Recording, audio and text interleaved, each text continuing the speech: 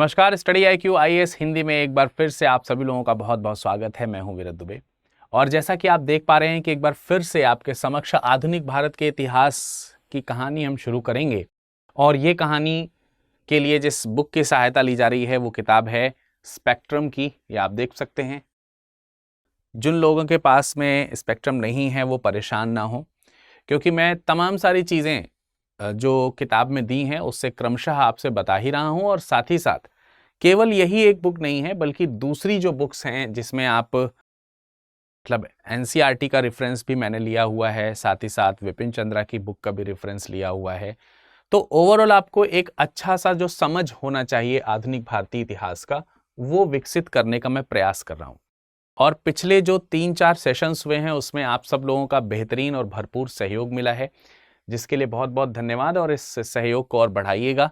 बढ़ाने के लिए एक ही माध्यम है कि आप हमारे इस YouTube चैनल को सब्सक्राइब कीजिए और इसे अधिक से अधिक लोगों तक शेयर कीजिए, फैलाइए। ठीक है, तो चलिए लेक्चर की शुरुआत करते हैं बगैर देर किए हुए, जिसमें आप सब लोगों को मालूम है कि ये जो आधुनिक भारत का इतिहास है इसमें हम प्रथम अध्याय पूरा कर चुके हैं। तो जिस अध्याय को मैंने पूरा कर लिया है वो लिखा है, और जो करेंटली चल रहा है यानी इकाई 2 जो चल रही है, यूनिट 2 जो चल रहा है, जिसका नाम है यूरोपियों का आगमन एवं ब्रिटिश शक्ति का सुदृढ़ीकरण। तो इसमें हम फिलहाल यूरोपियों के आगमन के बारे में पढ़ रहे हैं। और यूरोपियों के आगमन के बारे में यदि अगर हम देखें तो हमने कुछ चीज़ें कवर भी करी हुई हैं। ये इकाई 2 है और इसमें हमने कुछ चीज़ें कवर की हुई हैं। हमने जैसा कि बताया कि हम भारत में यूरोपियों के आगमन की कहानी पढ़ रहे हैं। उसके बाद हम ब्रिटिश विजय के समय भारत की स्थिति कैसी थी उसके ऊपर चर्चा करेंगे, और साथ ही साथ ब्रिटिश शक्ति के विस्तार के बारे में चर्चा करेंगे। तो आज जिन विषयों पर हम चर्चा करने जा रहे हैं उसमें 2 खास चीज़ें हैं। नंबर 1 तो ये है कि सबसे पहले मैं आपको बता दूं कि हमने पुर्तगालियों का जो आगमन है, पुर्तगाली, इन पुर्तगालियों के आगमन के बारे में आपको बता दिया है।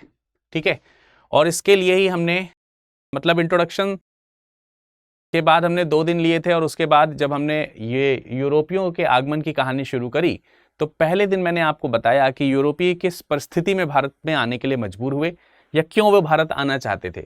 उसके बाद अगले सेशन में मैंने आपको बताया कि पुर्तगाली सबसे पहले भारत क्यों आए, कैसे आए, किन परिस्थितियों में आए, उस समय भारत की स्थिति कैसी थी। ये तमाम सारी चीजें मैंने पिछली क्लासेस में डिस्कशन करी हैं। इनफैक्ट हमने ये भी बताया है कि कैसे पुर्तगालियों का कैसे अंत हुआ, किस प्रकार से अंत का मतलब उनके साम्राज्य का पतन कैसे हो गया, किन कारणों से हुआ, इन सब के ऊपर मैंने डिस्कशन किया आपके समक्ष। तो अब इसके आगे अच्छा यहाँ तक की चीज़ें जो हैं जिनको अवेलेबल नहीं हैं वो प्लेलिस्ट बनी हुई है, वहाँ पर जा करके वो 4 के चारों सेशंस देख सकते हैं। इसके अलावा मैं सेशन के अंत में आप लोगों को टेलीग्राम लिंक बताता हूँ, वहाँ पर जुड़ करके आप इस लेक्चर का और जो पिछले सारे लेक्चर्स हैं उनका PDF प्राप्त कर सकते हैं। तो उससे आप नोट्स अच्छी तरीके से बना सकते हैं। ठीक है, तो पुर्तगालियों की हम बात कर रहे हैं। पुर्तगाली के बाद हम अगले जिन लोगों के ऊपर बात करेंगे उसमें नंबर 1 पर हमारा नाम आएगा डच का। तो आज के सेशन में हम डचों के बारे में चर्चा करने जा रहे हैं। नीदरलैंड्स का नाम आपने सुना होगा, हॉलैंड का नाम सुना होगा। तो हॉलैंड या नीदरलैंड्स के रहने वाले जो लोग हैं वो डच व्यापारी के रूप में जाने जाते हैं। इसके बाद जिनका नंबर आएगा वो हैं अंग्रेज। ठीक है, इसके बाद जिनका नंबर आएगा वो कौन है, अंग्रेज हैं। तो हम इसके बाद अंग्रेजों की चर्चा करेंगे। तो आज के सेशन में महत्वपूर्ण तौर पर अगर हम देखें तो हम डचों की बात करेंगे और ब्रिटिशर्स की बात करेंगे। हो सकता है कि सेशन थोड़ा सा लेंदी हो क्योंकि यहाँ पर 2 शक्तियों के बारे में बात करना है। हालांकि डचों का बहुत बड़ा इतिहास नहीं है, परंतु वहाँ पर आप ब्रिटिशर्स के हस्तक्षेप को देख रहे होंगे, इसलिए हो सकता है कि थोड़ा सा ज़्यादा समय लगे। इसलिए सेशन को आखिरी तक ज़रूर देखिएगा। बहुत ही महत्वपूर्ण चीज़ें आज के हम इस सेशन में डिस्कशन करेंगे। आपको बहुत सारी नई चीज़ें भी पता चल सकती हैं, खासकर उन लोगों को जो पहली बार आधुनिक भारत का इतिहास पढ़ रहे हैं। ऐसे स्टूडेंट, ऐसे एस्पिरेंट्स जो पहली बार UPSC की प्रिपरेशन कर रहे हैं और first time modern Indian history पढ़ रहे हैं, तो उनके लिए बहुत बहुत इंपॉर्टेंट सेशन होने वाला है। इसलिए बहुत ज़्यादा ध्यान से पढ़िएगा। जैसा कि मैंने बताया कि हम भारत में यूरोपियों के आगमन की बात कर रहे हैं और शुरुआत करेंगे डचों के आगमन से। और इस सारी प्रक्रिया को जो इनमें इंपॉर्टेंट जो चीज़ें हैं खासकर मैं ध्यान रखूंगा कि आप चीज़ें याद रख सकें, इसलिए मैं नक्शे का प्रयोग कर रहा हूं जगह जगह पर।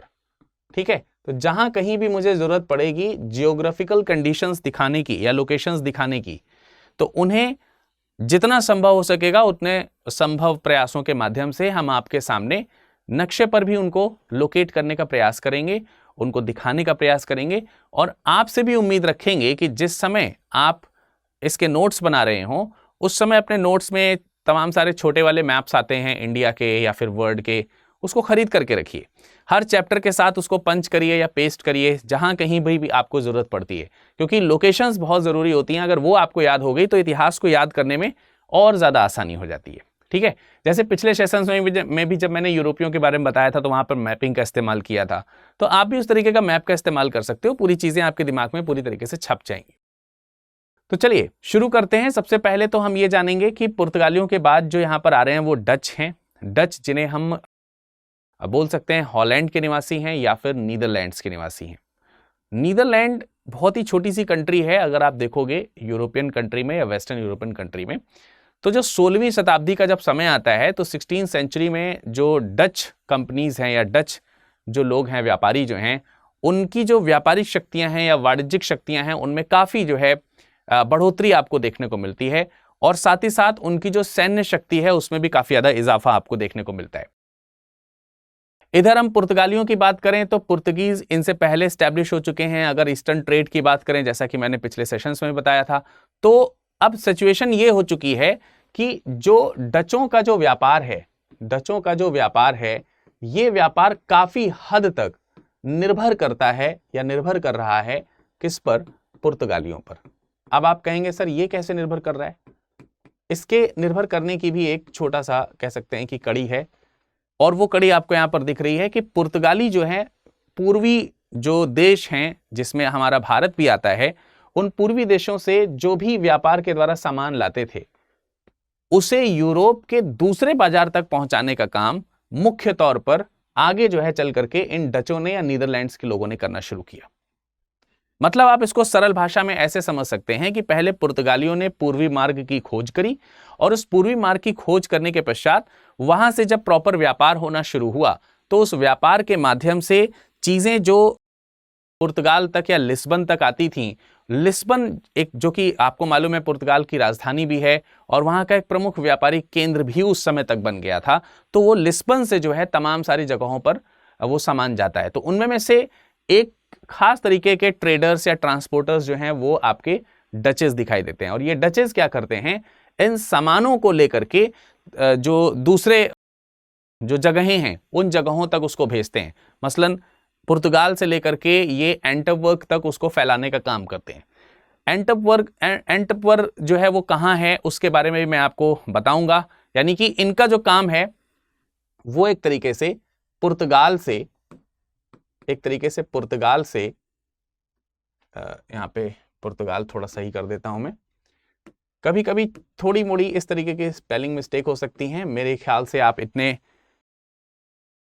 मैच्योर हैं कि फ्लो में लिखी गई जो चीजें हैं उसमें थोड़ी सी चीजों को आप बर्दाश्त कर सकते होंगे, पर मैं पूरा प्रयास करूंगा कि ऐसी गलतियां ना हो। ठीक है, तो पुर्तगाल जो है वहां पे लिस्बन की मैं बात कर लेता हूं। तो एक तरीके से ट्रेडिंग जो हो रही है वो लिस्बन टू एंटवर्प जो हो रही है वो लगातार जारी है, और इसमें जो सहयोग हो रहा है वो किसका हो रहा है? वो डचों का हो रहा है। किस तरीके से हो रहा है उसको अभी हम मैप पे देखेंगे। ठीक है, एक तो ये रीजन है, और इस कारण से इनके जो व्यापार है वो तेजी से बढ़ रहे हैं। जो पूर्वी वस्तुएं हैं उनका यूरोप में डिमांड बहुत तेजी से बढ़ रहा है। साथ ही साथ ये क्योंकि ट्रेडिंग कर रहे हैं तो स्वाभाविक सी बात है कि उसकी सुरक्षा करने की जिम्मेदारी बढ़ रही है, तो इनकी जो आर्मी है वो भी धीरे धीरे स्ट्रांग हो रही है। ठीक है, एक चीज और है, जो ये पुर्तगाली जब व्यापार कर रहे हैं पूर्वी देश के साथ या देशों के साथ, जब इनका व्यापार हो रहा है तो इस व्यापार में भी वो जहाज का इस्तेमाल कर रहे होंगे। स्वाभाविक सी बात है क्योंकि जलमार्ग की खोज करी है। बड़े बड़े व्यापारिक जहाज हैं जो यूरोप से जो हिंद महासागर को टच करते हुए और जो बंगाल की खाड़ी को टच करते हुए उधर के जो आइलैंड कंट्रीज हैं, मसाले द्वीप हैं, उन सब तक इनका व्यापार चल रहा है, और ये सारे पूर्वी देश हैं अगर हम पुर्तगालियों के हिसाब से देख रहे हैं तो इन्होंने जो टेक्नोलॉजी डेवलप की थी शिप बिल्डिंग में, उससे ज्यादा एडवांस टेक्नोलॉजी जो है डेवलप कर ली थी इन डचेस ने। और इन्होंने एक विशेष प्रकार के जहाज का निर्माण किया जिसका नाम था फ्लूट शिप। ठीक है, तो आप फ्लूट शिप के बारे में यह समझ सकते हैं कि कहीं ना कहीं यह बहुत हल्का जहाज था, हल्का, और हल्का मतलब लाइट वेटेड था। पानी का जहाज है, बहुत बड़े बड़े शिप हैं, तो वेट ज्यादा जब होगा तो उसमें ईंधन जो है उसको जो फ्यूल है उसमें ज्यादा लगेगा, उसको बहा के ले जाने में, है ना, नाव चलाने में या बोट शिप जो है उसको चलाने में। पर क्योंकि ये हल्का था तो इससे दो फायदे थे। एक तो इसमें ईंधन कम लगता था, ईंधन का मतलब होता है फ्यूल, ठीक है। दूसरा, जो ह्यूमन रिसोर्सेस थे इसको बोट को चलाने के लिए जो चाहिए थे वो भी, उनकी भी कम आवश्यकता होती थी, मतलब कम लोग। तो कम लोग हैं तो यहां से एक तो खर्चा जो है वो कम हो रहा है, एम्प्लॉइज जो है कम हो रहे हैं तो खर्चा कम हो रहा है इसको करने में, और ईंधन की भी कमी हो रही है या ईंधन ज्यादा इस्तेमाल नहीं हो रहा है तो यहां से भी पैसे बच रहे हैं। तो इस तरीके की शिपिंग या शिप बिल्डिंग की जो टेक्नोलॉजी है वो जब डचों ने खोज ली तो इनको व्यापार करना और ज्यादा आसान और सस्ता पड़ गया था। और क्योंकि इनके पूर्वगामी जो थे, जो पुर्तगाली थे, उन्होंने पूर्वी देशों के व्यापारिक मार्ग पहले ही खोज रखे थे, तो इन्हें व्यापारिक मार्ग खोजने में समय की बर्बादी नहीं करनी थी और उसके लिए जो भी मतलब रिसोर्सेज हैं उसको वेस्ट करने की आवश्यकता नहीं थी, सारी चीजें पहले से प्लान थी। तो ये आपको मैं बताने का प्रयास कर रहा हूं कि वो कंडीशंस कौन सी हैं कि डचेस भारत में आ रहे हैं। और मैं जब भी आपको हिस्ट्री पढ़ा रहा हूं या पढ़ाता हूं तो ये समझाने का प्रयास करता हूं कि आप हिस्ट्री को साइंटिफिकली समझने का प्रयास कीजिए। मैं आपको कोई ऐसी हिस्ट्री नहीं बता रहा हूं कि फला डेट में किसी भी अनजाने व्यक्ति का जन्म हुआ और फिर एक दिन उसकी मृत्यु हो गई, उसको हम इतिहास में नहीं गिनते। इतिहास बनता है, निर्मित होता है किन्हीं तथ्यों से, किन्हीं कारणों से। जिस इतिहास में कब, क्यों, कहां, कैसे के प्रश्न नहीं होते हैं वो इतिहास में संभवतः शामिल ही नहीं होते हैं। तो जब आप इसको पढ़ने का प्रयास कर रहे हैं तो आपको ये समझना चाहिए कि ये बढ़िया तो चल रहा था, पुर्तगीज थे, वहां से जाते थे, व्यापार करते थे, आपको उतनी दूर जाके सामान लाने की क्या जरूरत थी? आप यहीं पे यूरोप में इंटरनली आप व्यापार कर रहे थे, उसी से अच्छा खासा कमा रहे थे, इतनी दूर जाने की क्या जरूरत थी? तो कारण होने चाहिए हर चीज के कि डच जो है वो पूरब क्यों जाना चाहते थे, ईस्ट में क्यों जाना चाहते थे डचेस, जबकि उससे पहले यहां पर आप देख सकते हैं कि पुर्तगीज आ चुके हैं। तो फिर ये क्यों जाना चाहते थे? या फिर ये कोई प्रतिस्पर्धा थी कि हमें भी वहां जाना है? ये कोई पिकनिक स्पॉट्स तो के रूप में है नहीं, ट्रेडिंग करने जा रहे हैं आप, ये एक अलग बात है कि घूमने फिरने कभी चले जाए तो एक अलग बात है। तो घूमने फिरने के हिसाब से इतिहास नहीं लिखा जा रहा है। बहरहाल, तो ये जो फ्लूट शिप है इसका निर्माण करने से जो मैंने आपको चीजें बताई वो समझ में आ गई होगी। लेकिन एक महत्वपूर्ण कारण है जिसकी वजह से ये नीदरलैंड जो है वो इस ईस्टर्न ट्रेड में शामिल होना चाह रहा है, और उसका कारण ये है कि पुर्तगीज और जो स्पेन वासी हैं, पुर्तगाल से टच ही है स्पेन, और जिस समय की हिस्ट्री की हम लोग बात कर रहे हैं उस समय पुर्तगाल और स्पेन में कोई खास अंतर नहीं है, वो मिले जुले लोग ही हैं। तो स्पेन वासी जो हैं उनका वर्चस्व जो है वो ईस्टर्न ट्रेड पे, या पुर्तगीज का जो ईस्टर्न ट्रेड पे वर्चस्व जो है वो बहुत ज्यादा बढ़ चुका है।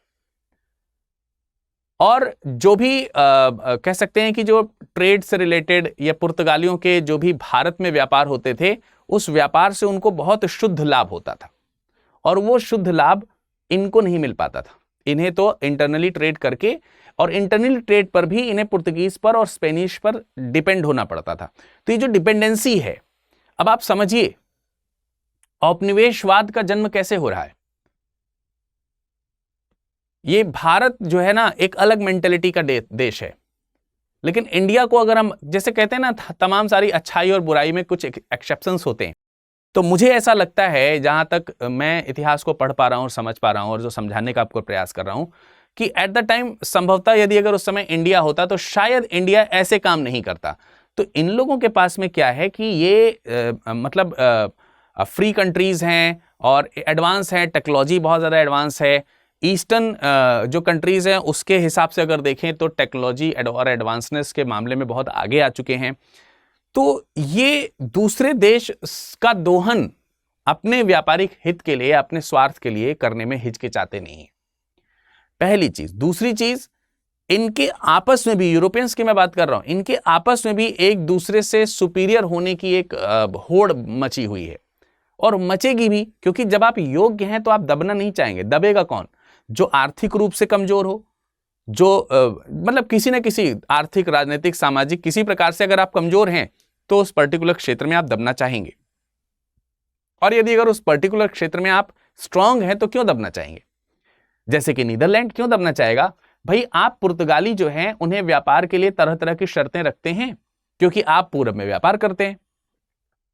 तो नीदरलैंड्स को ये लगता है कि हमारे पास इनसे ज्यादा अच्छी टेक्नोलॉजी है, इनसे ज्यादा अच्छी टेक्नोलॉजी के फ्लूट शिप्स हैं या फिर और भी दूसरे जहाज हैं, सेना हमारी इनसे ज्यादा अच्छी है, पैसे हमारे पास इनसे ज्यादा हो चुके हैं, तो हम क्यों इनके व्यापार पर डिपेंड करें और हम क्यों ना जाएं और हम उस रूट को ओवररूल क्यों ना करें जिस पर ये अपना कब्जा करके बैठे हुए हैं। तो ये वो उद्देश्य हैं जिसकी वजह से आप समझ पाते हैं इनके जो आगमन का कारण है वो आपको यहां पर देखने को मिलता है। ठीक है, तो चलिए जरा एक छोटी सी नजर डाल लेते हैं उन जगहों पर जो आपको मैं यहां पर दिखाना चाहता हूं। देखिए, मैं बात कर रहा था आपको यहां पर पुर्तगीज की, पुर्तगालियों की, और मैं बात कर रहा था आपके लिए डचेस की, यानी कि जो आपके नीदरलैंड्स के लोग हैं। डच जो हैं ये किस देश, किस कंट्री से बिलोंग कर रहे हैं? नीदरलैंड्स। और मैं आपको बता दूं ये जो नीदरलैंड्स हैं कभी कभी इनको हॉलैंड भी बोला जाता है, लेकिन हॉलैंड जो है वो कंट्री का नाम नहीं है, ये आपको ध्यान रखना है। नीदरलैंड का एक वेस्टर्न जो कोर है, एरिया जो है, क्षेत्र जो है, उसका एक क्षेत्र है, ये रीजन है, क्षेत्र है ये हॉलैंड। पर क्योंकि उस समय से या प्राचीन समय से या जिस समय की हम बात कर रहे हैं उस समय के इतिहास से लेकर के आज तक ये व्यापार के मामले में बहुत इंपॉर्टेंट सिटी के तौर पर है, इसलिए कभी कभी हम नीदरलैंड्स की पहचान हॉलैंड के रूप में कर लेते हैं। तो Holland is a part of Netherland. ये हॉलैंड और नीदरलैंड कंट्री में एक ही हैं, लेकिन हॉलैंड जो है वो नीदरलैंड का एक पार्ट है। ठीक है, तो इसको जरा मैं आपको यहां पर समझाने का थोड़ा सा प्रयास करता हूं। इसको मैं थोड़ा बड़ा कर देता हूं जिससे कि आप समझ सकें। देखिए, इस जगह पर समझने का प्रयास कीजिए। थोड़ा सा मैं जूम कर दे रहा हूं। अब आप देख पा रहे होंगे ये स्पेन है। ठीक है, और स्पेन के ठीक बगल में यहां पर जहां पर मैं पेन रख रहा हूं यहां पर आपको पुर्तगाल देखने को मिल रहा है। ये छोटा सा पुर्तगाल है। ठीक है, इसके बाद ध्यान रखिएगा ये पुर्तगाल है, यहीं पर लिस्बन है, और लिस्बन से ट्रेड जो हो रहा है वो यहां पर हो रहा है। ये जो नंबर 1 लिखा हुआ है, ये जहां जर्मनी लिखा है, जर्मनी के ठीक बगल में यहां पे एक छोटा सा पार्ट बना हुआ है, दैट इज नंबर 1। और ये नंबर 1 जो है, क्योंकि मैप में जब बहुत छोटी छोटी चीजें होती हैं तो उसको हम लोग ऐसे पॉइंटिंग करके अलग से उसका नाम लिख देते हैं। नंबर 1 पे क्या लिखा है? नीदरलैंड्स। राइट, तो ये जो नीदरलैंड्स है यही है, ये कंट्री है छोटी सी, जर्मनी के बगल में आप देख रहे हैं नीदरलैंड्स है, और इधर आप ये वाला जो पार्ट देख रहे हैं यूनाइटेड किंगडम, आयरलैंड वगैरह का पूरा देख रहे हैं, यूके है ना, इंग्लैंड। सो यहां से आप देखिए, अब यहां पर और समझने की जरूरत है किस तरीके से व्यापार हो रहा है। These are the eastern countries, ये हमारे पूर्वी प्रदेश हैं, ये पूरे के पूरे हमारा पूर्वी प्रदेश है। दक्षिणी पूर्वी एशियाई कंट्रीज हैं यहां पर, जिसमें से ये पूरा जो है मसालों का द्वीप कहला रहा है। ये पूरा आपका फिलीपींस वाला एशिया है, मलेशिया है, यहाँ पर सुमात्रा है, जावा है, इंडोनेशिया वाला पूरा पोर्शन है आपको देखने को मिल रहा है। बेसिकली इंडिया की हम बात कर लेते हैं, इंडिया के आसपास जो छोटे बड़े आइलैंड कंट्रीज हैं ये सब है, मालदीव्स वगैरह। तो इनको हमने बताया था कि ये इस मार्ग का पालन करते हुए, ये पुर्तगीज हैं और ये इस मार्ग का पालन करते हुए ऐसे यहाँ पर केप ऑफ गुड होप है, ये साउथ अफ्रीका है, यहाँ पर नीचे केप ऑफ गुड होप है, और केप ऑफ गुड होप से ऐसे किनारे किनारे होते हुए जाते हुए और फिर ये यहाँ पर इंडिया जाते हैं। और फिर यहाँ इंडिया से इधर की ओर ये पश्चिमी तट है, ये पूर्वी तट है, ये वेस्टर्न कोस्टल रीजन है, ये ईस्टर्न कोस्टल रीजन है, यहाँ पर आते हैं और ईस्टर्न कोस्टल रीजन से ये इंडोनेशिया वाली जो स्पाइस आइलैंड है जिनको बोलते हैं वहां जाते हैं। तो यहां से व्यापार करके ये पुर्तगीज इसी मार्ग से जब वापस जा रहे हैं तो ये सारा सामान लेकर के ये पुर्तगाल में यहां पर आकर रुक रहे हैं। और पुर्तगाल से ये सामान आने के बाद ये जो पूरा का पूरा आपको यूरोप, ये सब यूरोप है ना, इसमें फ्रांस, स्पेन, पुर्तगाल, मोरक्को, सब चीजें आपको, Germany, Poland, Denmark, Norway, United kingdom वगैरह सब देखने को मिल रहे हैं, स्वीडन, फिनलैंड, है ना। तो ये जो यूरोपियन कंट्री है इसके लिए ये ट्रेडिंग पॉइंट हो गया है, ये नंबर 1 पे जो लिखा हुआ है, और नंबर 1 पे क्या है? नीदरलैंड्स है। तो ये जो यहाँ के लोग हैं वो चाहते हैं कि हम इनसे क्यों करें व्यापार, ऐसे क्यों करें, हम सीधा यहाँ से ला करके व्यापार कर सकते हैं और खुद जो है यहाँ पर चीजों को बेच सकते हैं, सीधा यहाँ पे व्यापार कर सकते हैं और खुद चीजों को बेच सकते हैं। तो मैंने आपको जो समझाने का प्रयास किया है, और जो मैंने जो तो अब यहीं पे एंटवर्प यहीं पर है, यहीं पर छोटा सा एंटवर्प आपको देखने को मिलेगा इसी जगह पर, ठीक है, इसी जगह पे आपको छोटा सा एंटवर्प देखने को मिलेगा। मैं आपको आगे दिखा दूंगा, ठीक है। जरा देखिए, अब उसी के ऊपर मैं आपको थोड़ा सा मैं ऊपर कर दिया हूं, मैंने आपको जो चीजें यहां पे समझाया, आई होप कि क्लियर हो गया होगा। अब जरा देखने का प्रयास कीजिएगा इस मैप में। ये यहां पर आप देख सकते हैं, ये बेल्जियम है और ये वाला जो पोर्शन है ये नीदरलैंड है। ये जो पोर्शन आप देख सकते हो ये नीदरलैंड है, छोटा सा, यही छोटा सा नीदरलैंड आपको यहां पर देखने को मिल रहा है। ये छोटा सा नीदरलैंड यही है, राइट, नीदरलैंड है, फ्रांस के ठीक ऊपर है। और आप देख सकते हैं कि ये है पुर्तगाल। तो मान लेते हैं यहां कहीं है लिस्बन, इस जगह पर, suppose this one is Lisbon, यहां पर लिस्बन है। आप लिस्बन से नीदरलैंड चीजें जा रही हैं, बेल्जियम के आसपास जा रही हैं, और यहां से जो है ये जो पूरा यूरोप का पोर्शन है, इस पूरे यूरोप को पोर्शन को ये कवर करने का प्रयास कर रहे हैं। तो क्यों ना हम इस मार्ग पर अपना कब्जा करें, ये एक बेसिक मुद्दा है जो इनके दिमाग में आ रहा है। तो चलिए अब हम बात कर लें आगे। ये देख सकते हैं आप, ये एम्स्टर्डम आपको छोटा सा दिखाई दे रहा है, ठीक है। ये बेल्जियम है, नीदरलैंड्स है, एम्स्टर्डम और ज्यादा क्लियरली आपको दिखाई दे रहा है, नीदरलैंड्स की राजधानी है एम्स्टर्डम, और ज्यादा क्लियरली बगल में जर्मनी, पोलैंड, बेल्जियम वगैरह सब दिख रहे हैं, ठीक है। आपको यहां पर भी दिख रहे होंगे जर्मनी, पोलैंड, बेल्जियम वगैरह, है ना। ये अल्जीरिया है, स्पेन है, सारे इस तरफ आपको यहां पर देखने को मिल रहा है, फ्रांस है। वही चीज यहां पर बड़ी करके हमने आपको दिखा दी है। ये और ज्यादा अच्छे तरीके से आप देख सकते हैं, ये पूरा का पूरा नीदरलैंड है जो मैंने आपको यहां पर खोल करके दिखाया है, उसी का ही पार्ट है जो आपको यहां पर देखने को मिल रहा है। सो अब हम बात करेंगे डच ईस्ट इंडिया कंपनी के एस्टैब्लिशमेंट की। तो डच भारत में क्यों आए, इसके बारे में आपको जानकारी मिली, और अब हम जानने का प्रयास करेंगे कि आखिर जो डचेस भारत आए हैं, ये भारत क्यों आए हैं और इनकी स्थापना जो है वो किस प्रकार से हो रही। सबसे पहले यहां पर एक नाम हमको याद रखना है, और वो नाम आप देख पा रहे होंगे, ये लिखा हुआ है कॉर्नेलियस डेहस्तमान। कॉर्नेलियस डेहस्तमान, या फिर इसे कॉर्नेलियस डी हार्टमैन भी बोला जाता है। कॉर्नेलियस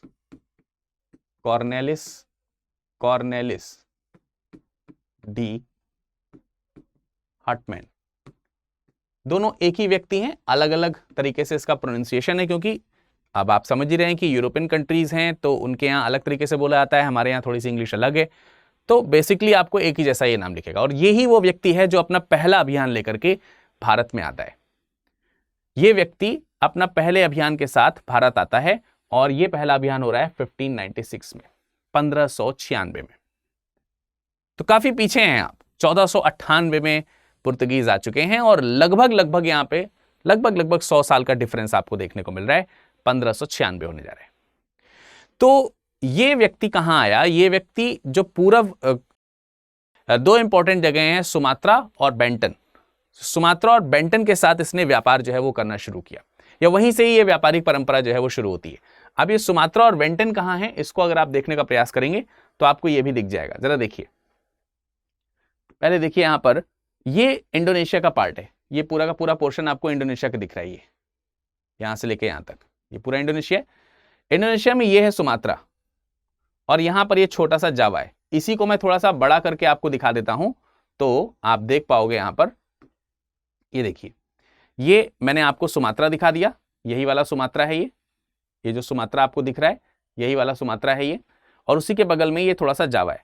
तो जहां पे आप जावा देख रहे हैं और जहां पे आप सुमात्रा देख रहे हैं, तो ये यहां से चल करके महाशय जो है, ये यहां से चल करके महाशय जो है इस तरीके से यहां पहुंच रहे हैं, ठीक है।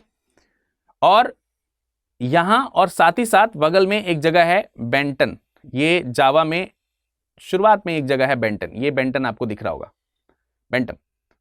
तो यहीं पर ये आए हैं। आप 1596 में जब देख रहे हैं तो ये यहीं पर ये व्यक्ति अपने पहले अभियान के तहत आया था, और इसे ये महसूस हुआ कि हम व्यापार करने में थोड़े ज्यादा सक्षम हो सकते हैं इन कंपैरेटिव टू पुर्तगीज, यानी पुर्तगालियों से ज्यादा अच्छा हम बेहतर काम कर सकते हैं। फाइनली वहां की जो संसद है, आगे बढ़कर के वहां की जो संसद है, डच संसद जो है, उसने 1602 में एक प्रस्ताव पारित किया, और उस प्रस्ताव के माध्यम से एक कंपनी को एस्टैब्लिश किया गया, जिस कंपनी को बोला जाता था शॉर्ट में VOC, वोक। आप इसे वोक कह सकते हैं या फिर VOC कह सकते हैं। अब क्योंकि ये नाम थोड़ा सा नीदरलैंड्स की कंट्री का नाम है तो थोड़ा अटपटा है पढ़ने में, आप देख सकते हैं लिखा हुआ है वेरेनिक दे ओस्ट इंडेश, ठीक है, वेरेनिक दे ओस्ट इंडेश कंपनिक, इस तरीके से कंपनी का नाम है, सिंपली आप इसे वोक कहेंगे। और यही जो कंपनी है इसी को United East India Company of Netherland के नाम से जाना जाता है, United East India Company, India Company of the Netherlands. ठीक है, ये कंपनी वही है, लेकिन इसको आप नीदरलैंड की जो भाषा है उस भाषा में कुछ इस तरीके से पढ़ा जाएगा, या फिर आप इसको सिंपली वोक के नाम से जान सकते हैं। तो ये कंपनी जो है यहां पर एक प्रस्ताव के माध्यम से जो डच संसद जो थी, जो डच संसद है, उस डच संसद के माध्यम से एक प्रस्ताव पारित किया गया कि इस तरीके की कंपनी बना करके हम वहां व्यापार करने के लिए भेज सकते हैं। संसद में प्रस्ताव पारित हुआ और इस डच कंपनी को भारत में और भारत सहित जो पूर्वी देश हैं, भारत सहित पूर्वी देशों में व्यापार के लिए अनुमति दे दी गई, और यह अनुमति 21 वर्षों के लिए दी गई, 21 वर्षों हेतु। यानी आगामी 21 वर्षों तक इस कंपनी को नीदरलैंड की तरफ से व्यापार की परमिशन दी जाती है और ये ईस्ट में जाकर के व्यापार करे। लेकिन यहां ध्यान रखने की बात यह है कि इस कंपनी को सिर्फ व्यापार की ही अनुमति नहीं दी गई है, क्योंकि व्यापार इतना सिंपल भी नहीं है कि आप जाएंगे और वहां से आपको व्यापार करने दिया जाएगा और आपको आपके सीधे दुश्मन का मतलब कॉम्पिटिटर्स हैं, और कॉम्पिटिटर्स जो है आगे चल करके दुश्मनी बनेंगे। जैसे कि आप पुर्तगीज के कॉम्पिटिटिव बन रहे हैं, तो आपको यूं ही व्यापार थोड़ी करने देंगे, प्रतिस्पर्धा रहेगी आपके प्रति। तो इसमें यह भी जो चार्टर पास किया गया उसमें भी कहा गया कि आप जैसे चाहें वैसे व्यापार कर सकते हैं। युद्ध करने की स्थिति आएगी तो आप युद्ध भी कर सकते हैं, किसी से ट्रीटी करनी है, कोई संधि करनी है, कोई भूमि पे अधिग्रहण करना है, या किसी भी प्रकार से फोर्टिफिकेशन या किले का निर्माण करना है, ये सारे के सारे जो हैं अधिकार दे दिए गए थे इस कंपनी को, और इन सारे अधिकारों के साथ ये कंपनी जो है ये भारत आएगी। ठीक है, क्लियर हो रही बात? यहां तक सारी चीजें समझ में आ रही? हाँ या नहीं? जिस समय ये कंपनी का निर्माण हुआ है और जिस समय ये कंपनी भारत आई है, उस समय कंपनी की जो संयुक्त पूंजी है वो 65 लाख गिल्डर है। गिल्डर वहां की मुद्रा है। ठीक है, और इस 65 लाख गिल्डर के साथ इस कंपनी को पूर्वी देशों में संचालन के लिए भेजा जाएगा, और संचालन जो होगा कंपनी का उसमें एक बोर्ड मेंबर्स होंगे, और उन बोर्ड मेंबर्स की संख्या 17 होगी। तो 17 बोर्ड मेंबर्स के साथ में ये लोग व्यापार करने आएंगे, और ये 17 बोर्ड मेंबर्स के जो सदस्य हैं इनको भारत में जाके व्यापार करने का आदेश डच सरकार की तरफ से प्राप्त हुआ था। डच सरकार की ओर से इनको ये आदेश जो है वो प्राप्त किया था कि ये भारत से नीदरलैंड से व्यापार करने के लिए पूरब की ओर जा सकते हैं। ठीक है, अब तो कोई अड़चन ही नहीं है भाई सरकार से परमिशन मिल गई है, प्रस्ताव पारित हो चुका है, तो डच जो है वो अब ईस्टर्न जो स्टेट्स हैं उनकी तरफ व्यापार के लिए आगे आएंगे। और जब ये व्यापार के लिए आगे की ओर बढ़ेंगे तो बेसिकली डच जो है वो किस चीज का व्यापार करना चाहते हैं, यानी नीदरलैंड्स के जो लोग हैं उनको सबसे ज्यादा लाभ जिस चीज में हो रहा है वो हो रहा है मसालों में, और उनका जो ट्रेडिंग इंटरेस्ट है वो ट्रेडिंग इंटरेस्ट भी स्पाइसेस में ही है, मसालों में ही है। तो अभी तक जब तक ये भारत में नहीं आए हैं, या जब तक ये पूर्वी देशों में नहीं आए हैं डचेस, तब तक इन पूर्वी व्यापारिक मार्ग पर एकाधिकार है। किसका एकाधिकार है? इन पूर्वी व्यापारिक मार्गों पर एकाधिकार है, और किनका एकाधिकार है? पुर्तगालियों का। लेकिन इन पुर्तगालियों के व्यापारिक एकाधिकार को चुनौती देने का समय अब एक तरीके से आ चुका है, क्योंकि ये भी लोग जो हैं इसमें मसाले जो हैं उसका ठीक तरीके से व्यापार कर रहे हैं। मतलब मसालों पे इनकी जो पूर्वी देशों से प्राप्त होने वाले जो मसाले हैं, स्पाइसेस जो हैं, उन्हीं पे इनकी इकोनॉमी ज्यादा डिपेंड कर रही है, और डचेस भी इसी चीज के ऊपर एक अधिकार का जो वर्चस्व है उसको समाप्त करना चाहते हैं। तो डच जो है बेसिकली भारत में काली मिर्च का व्यापार करेंगे। हालांकि काली मिर्च के साथ दूसरी जो व्यापार की वस्तुएं हैं उनके ऊपर भी व्यापार करेंगे, लेकिन इन सब चीजों के लिए बेसिकली इंडिया से ज्यादा वो जिस पर डिपेंड होंगे वो होगा इंडोनेशिया। यानी शुरुआत वो जो है इंडिया से नहीं कर रहे हैं, शुरुआत वो जो है वो कर रहे हैं इंडोनेशिया से। इंडोनेशिया जिसे आप मसालों का द्वीप या मसालों का द्वीपपुंज के रूप में जानते हैं, या फिर उसी को ही इंग्लिश में ईस्ट इंडीज बोला जाता था।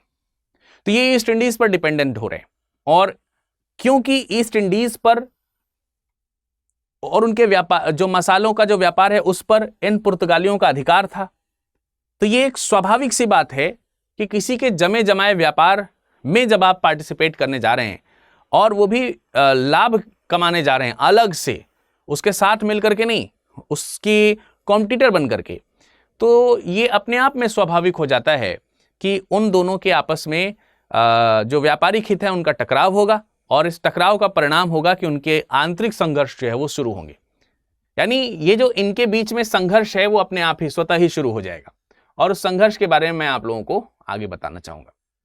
और वो संघर्ष जो है, उसी संघर्ष से ही उभरेंगे जब, तो इनके व्यापारिक मार्गों का विस्तार होगा। अब आप देख सकते हैं कि ये एक मैप है जिसमें मैंने आपको पहले भी दिखाया, ये सुमात्रा है, वो सीधा मैंने आपको ईस्ट इंडीज जो रीजन है उसी को यहां पर दर्शा रखा है, और इसकी जरूरत पड़ेगी, कैसे पड़ेगी उसके बारे में मैं आपको बताता हूं।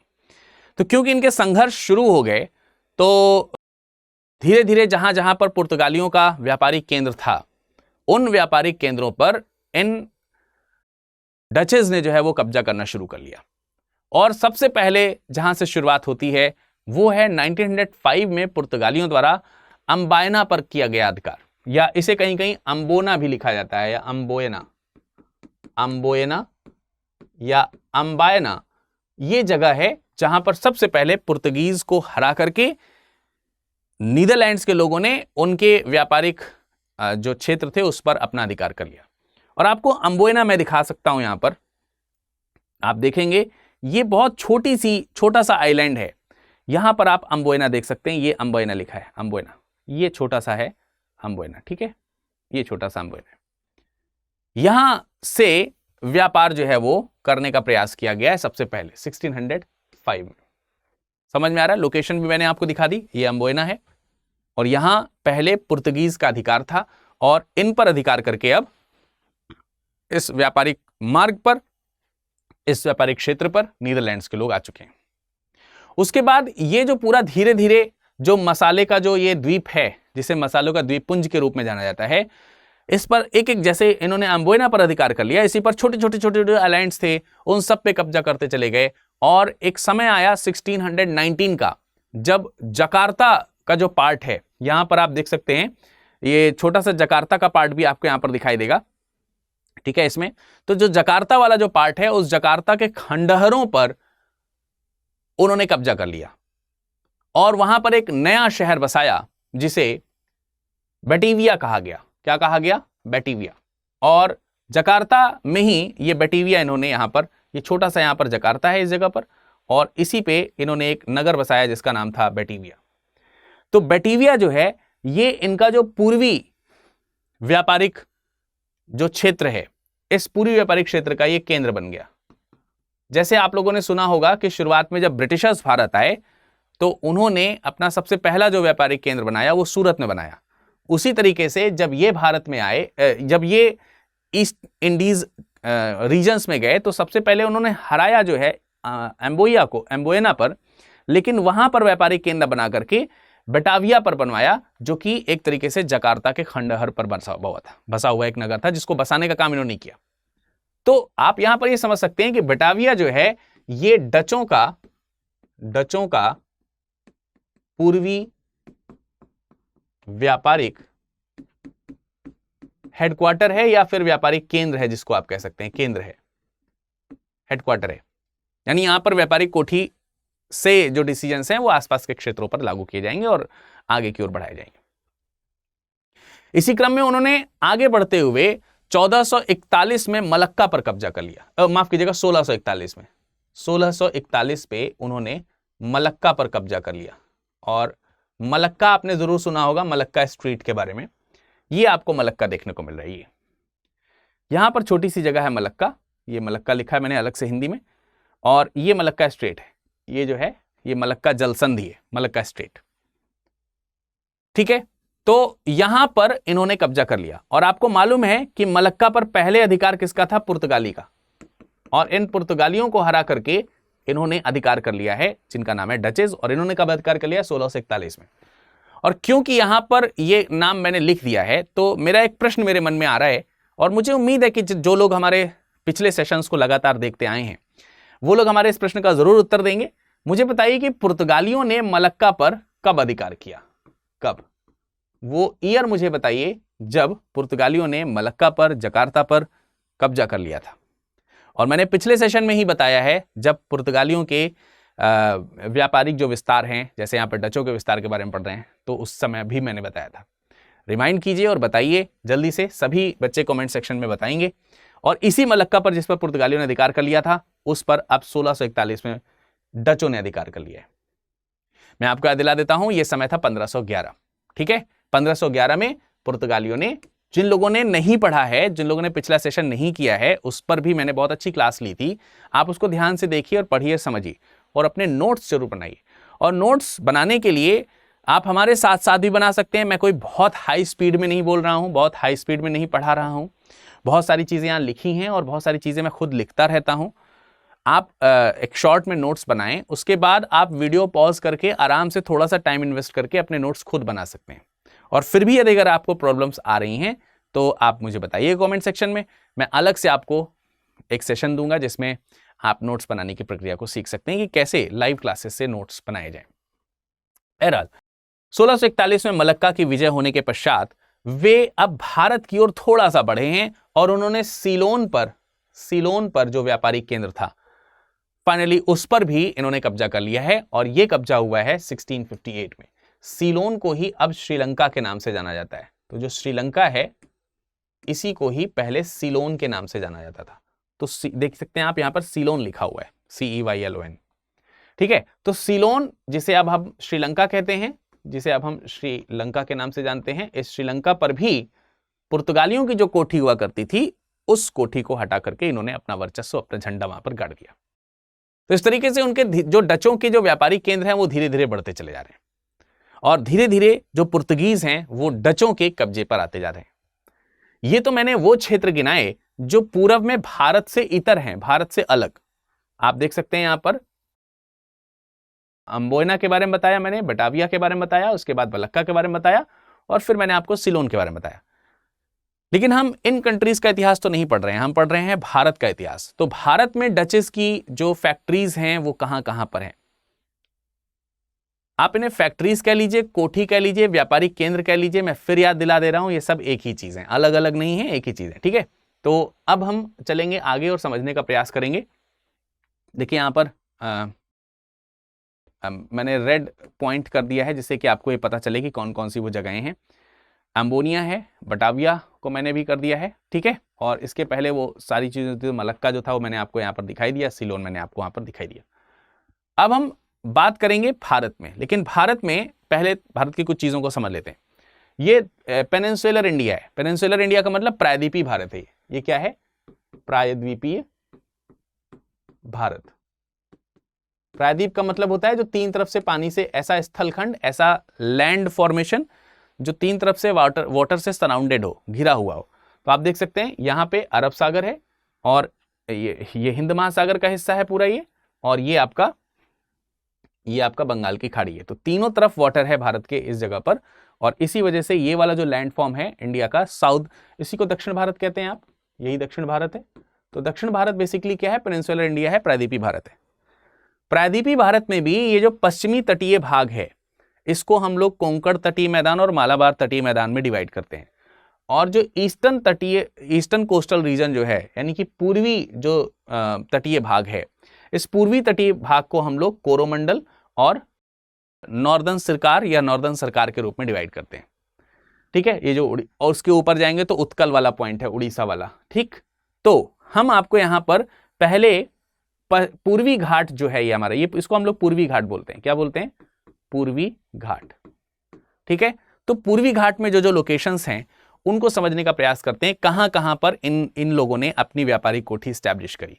मैप के माध्यम से थोड़ा सा इजी हो जाएगा, अगर हम इसको मैप के माध्यम से समझने का प्रयास करें तो हमें इजी हो जाएगा ये समझना कि कहां कहां पर इनकी व्यापारिक कोठियां सही होंगी। ठीक है, तो आई होप कि ये नक्शा तो छोटा सा पॉइंट था, मैंने बताया। सबसे पहले हम नाम लेंगे यहां पर मसूलीपट्टनम की। 1605 में 1600 ये हिंदी में ही लिख गया एकदम, तो इसको 1605 कह सकते हो आप। 1605 में अगर हम देखें तो इन्होंने आगे चल करके ये जो आपका कोरोमंडल तट है, बिहार का जो रीजन है वो, बंगाल का जो रीजन है वो, यहां सब जगहों पर अपनी व्यापारिक कोठियां स्टैब्लिश की थी। इधर मालाबार रीजन में भी कोठी स्थापित करी, इधर गुजरात जो क्षेत्र है वहां पर भी अपनी कोठियां स्थापित करी थी। तो इनमें कहां कहां पर है और किस किस सन में है उसको मैं बताने का प्रयास कर रहा हूं। तो मसूलीपट्टनम की अगर हम बात करते हैं, ये आंध्र प्रदेश में है। मसूलीपट्टनम वर्तमान आंध्र प्रदेश का हिस्सा है और वहां पर इन्होंने 1605 में अपनी व्यापारिक कोठी स्टैब्लिश करी। उसके बाद आप पुलिकट की बात करेंगे तो पुलिकट है, यहां पर पुलिकटी लिख गया है, ये पुलिकट है भाई, इसमें ई की मात्रा हटा दी जाए तो ये पुलिकट हो जाएगा। ठीक है, तो आपको यहां पर मैं फिर से लिख करके सही से दिखा दे रहा हूं। ये आपका 1605 है, 1605, जो कि आंध्र प्रदेश का हिस्सा है, ये आंध्र प्रदेश का हिस्सा है। और ये जो है आपका ये पुलिकट है, पुलिकट। ठीक है, ये पुलिकट है। तो ये छोटी छोटी चीजें हैं, इसको आप एडजस्ट कर लीजिएगा, कोई बात नहीं। तो पुलिकट जो है वहां पर इन्होंने व्यापारिक कोठी स्टैब्लिश करी है 1610 में। और ये जो पुलिकट है ये तमिलनाडु में है। पुलिकट जो है ये कहां पर है, तमिलनाडु का हिस्सा है। यहां तक आप तमिलनाडु का हिस्सा देखते हैं और इससे ऊपर जो है आपका ये आंध्र प्रदेश का हिस्सा है। पुलिकट में पुलिकट झील भी है जो कि आंध्र प्रदेश और तमिलनाडु में दोनों में है ना। तो ये चीज आपको ध्यान रखनी है। 1610 का जो पार्ट है, 1610 में पुलिकट पे उन्होंने अपनी व्यापारिक कोठी बनाई। ये सब पूर्वी क्षेत्र में बन रही है, पूर्वी तटीय जो मैदान है उसमें बन रही है। इसके बाद आप देखोगे तो आपको एक नाम मिलेगा बिमलीपट्टनम। बिमलीपट्टनम जो है ये भी आपका आंध्र प्रदेश में है और 1641 में यहां पर इन्होंने व्यापारिक कोठी बनाई है, 1641 में बिमलीपट्टनम में। ठीक है, इसके बाद अगला नाम आपको यहां पर देखने को मिलेगा कराईकुल या कराईकल। कराईकल हिल्स भी आपको यहां पर देखने को मिलेंगे, या कराईकल जगह है, कराईकल। ठीक है, ये अलग से लिख दे रहा हूं मैं, कराईकल। और कराईकल पर 1645 में अधिकार किया गया है, यहां पर इन्होंने अपनी फैक्ट्री स्टैब्लिश करी है। और ये आपका जो कराईकल है ये तमिलनाडु का हिस्सा है, क्योंकि ये देख सकते हैं ये पुलिकट तक पूरा ये तमिलनाडु है। तो ये कराईकल भी जो है वो आपका तमिलनाडु का हिस्सा है। टीएन का मतलब तमिलनाडु, एपी का मतलब आंध्र प्रदेश। ठीक है, इतना तो समझ ही सकते हैं। इसके बाद बात करेंगे तो उड़ीसा में एक जगह है, उड़ीसा में एक जगह है बालासोर। तो वहां बालासोर पे 1658 में इन्होंने अपना व्यापारिक केंद्र बनाया हुआ है। ठीक है, इसके बाद दक्षिण में ही जहां पे कराईकल था, कराईकल के नीचे ही नागापट्टिनम है। फिर यहां पे अलग से लिख दे रहा हूं मैं, नागापट्टिनम। ठीक है, नागापट्टिनम। और ये भी आपका तमिलनाडु में हो जाएगा। ये भी कहां पाया जाएगा, तमिलनाडु में। ठीक, तो ये दोनों चीजें आपको तमिलनाडु में देखने को मिल रही हैं। ये भी आपका तमिलनाडु है और यहां पर 1658 में आपने व्यापारिक कोठी बनाई है। उसके बाद अगले व्यापारिक केंद्र की अगर हम बात करेंगे तो ये बंगाल में आपको दिख रहा है कासिम बाजार। ये बंगाल है, ये बंगाल में है कासिम बाजार 1658 में। इसके अलावा बंगाल में ही एक बहुत ही इंपॉर्टेंट जगह है चिंसुरा। ठीक है, ये चिंसुरा 1653 और ये भी कहां पर जगह है, बंगाल में ही जगह है। यहां पर भी इन्होंने व्यापारिक केंद्र अपना बनाया हुआ है और यहां पर एक किले का निर्माण किया था जिसका नाम था गुस्तावुरा। गुस्तावुरा, तो गुस्तावुरा का भी नाम आपको ध्यान रखना है। ठीक है, गुस्तावुरा मैं इस तरफ लिख दे रहा हूं जिससे कि आपको इजी हो समझना। गुस्तावुरा चिंसुरा में। ठीक है, गुस्तावुरा ये किला बनवाया था इन लोगों ने, फोर्टिफिकेशन किया था, व्यापारिक केंद्र का फोर्टिफिकेशन किया था। ठीक, तो ये आपको इस तटीय भाग पे सारे दिख रहे हैं कि कौन कौन से हैं। एक और लोकेशन यहीं पर देखने को मिल जाएगी आपको, पटना, जो कि बिहार में है, आपको मालूम ही है, पटना साहिब। 1658 में यहां पर भी उन्होंने अपनी व्यापारिक कोठी बनवाई। अब अगर हम थोड़े से पश्चिमी तटीय भाग में देखें तो गुजरात में सूरत है, गुजरात, और गुजरात के सूरत में 1616 में ही इन्होंने अपनी फैक्ट्री स्टैब्लिश कर ली थी। इसके बाद दक्षिण में आप देखेंगे मालाबार तट में आपको कोचीन दिखाई देगा और कोचीन में 1663 में, जो कि केरल का पार्ट है। कोचीन किसका पार्ट है, केरला का, केरल। तो यहां पर भी इन्होंने अपनी व्यापारिक कोठी बनाई। तो इस मैप के माध्यम से आई होप कि आपको सारे के सारे जो पॉइंट्स हैं, कहां कहां ये एस्टैब्लिश हुए हैं, ये आपको देखने को मिल गया होगा।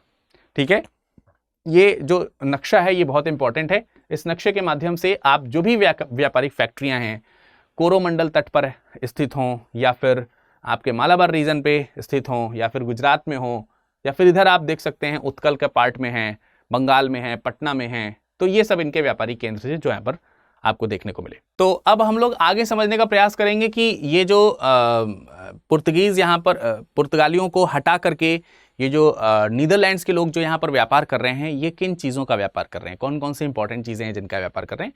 तो आपको मैं ऐसे ओरली बता दे रहा हूँ, आप ऐसे ही नोट कर लीजिए। मसालों का व्यापार बेसिकली वो करने आ रहे हैं। जो महत्वपूर्ण वस्तुएं हैं उसमें मसाले सबसे ज़्यादा इंपॉर्टेंट है, और इसी को लेकर के आगे आप देखेंगे ब्रिटिशर्स के साथ इनका युद्ध होगा। इसी को लेकर के इन्होंने पुर्तगीज के साथ युद्ध किया। हालांकि पुर्तगीज के ऊपर तो इन्होंने विजय प्राप्त करी है, लेकिन ब्रिटिशर्स से ये हार जाते हैं। तो मसाले इनके लिए काफी ज्यादा इंपॉर्टेंट हैं। इसके अलावा नील है, इसके अलावा कच्चा रेशम और जो कच्चा रेशम, और इसके अलावा आप जो कपड़े वगैरह का व्यापार है ये भी करने आए हैं, कपड़े वगैरह का भी व्यापार कर रहे हैं। ऐसा नहीं कि हमें सिर्फ मसालों पर डिपेंड करना है, पर पूर्वी देशों या पूर्व के जो आइलैंड वाली जो कंट्रीज हैं वहां से मसालों का विशेष रूप से व्यापार करते हैं। इसके अलावा अफीम है, शोरा है, इन सब चीजों का व्यापार करते थे। तो शुरुआत में जैसा मैंने बताया कि इन्होंने पुर्तगालियों पर तो विजय करी, पुर्तगाली जो हैं वो तो पराजित हुए,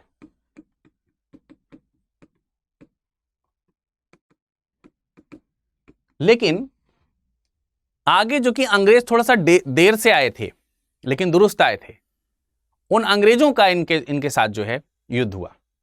तो यहां पर छोटी सी नजर या थोड़ी सी नजर हम डालेंगे डच और अंग्रेजों के बीच में जो संघर्ष हुआ है, और फाइनली जिस संघर्ष ने डचों का जो अस्तित्व है वो समाप्त कर दिया।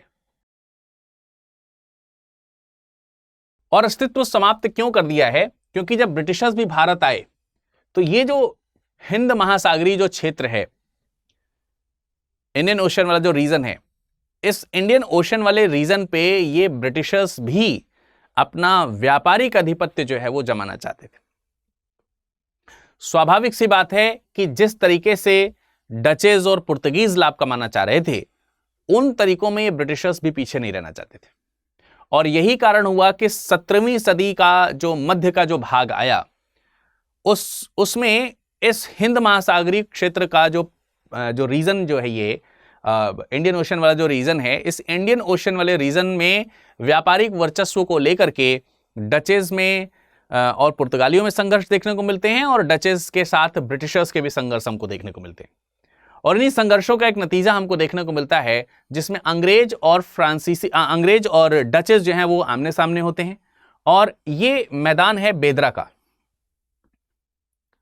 इसीलिए क्योंकि ये डचेज और ब्रिटिशर्स जो हैं वो बेदरा के मैदान में युद्ध करते हैं, इसलिए इसको बेदरा का युद्ध कहा जाता है, और ये 1759 में हुआ। और ये संघर्ष के पीछे प्रमुख कारण यही था, मसालों को लेकर के संघर्ष, मसालों के व्यापारिक एकाधिकार। तो मसालों के व्यापारिक एकाधिकार को लेकर के ब्रिटिशर्स का ये एक फाइनली कह सकते हैं कि टर्निंग पॉइंट क्रिएट करने वाला ये संघर्ष है, जिसमें ये हार गए हैं, और इन डचेज ने ब्रिटिश सत्ता को कबूल कर लिया है। और फाइनली आगे चल करके 1795-96 तक इन डचेस को ब्रिटिशर्स ने भगा दिया भारत से। लेकिन उसकी शुरुआत जो है वो बेदरा के इसी युद्ध से हो जाती है। बेदरा के युद्ध के बाद डचेस जो हैं वो ब्रिटिशर्स के काबू में आ जाते हैं, कुछ समय तक व्यापार करते हैं, उसके बाद यहां से इनका व्यापारी कार्य खत्म कर दिया जाता है, समाप्त कर दिया जाता है। तो पतन जो है वो इसी कारण हो रहा है कि ये जो है वो मसालों पर ही टिके हुए। अभी मैं पतन के और कारण भी आपको गिना दूंगा, लेकिन आप देख सकते हैं बेदरा जो है वो आपने यहां पर थोड़ी देर पहले चिंसुरा देखा होगा, ये चिंसुरा देखा था। तो ये जो चिंसुरा है ना, इसी चिंसुरा के पास में ही जगह है बेदरा।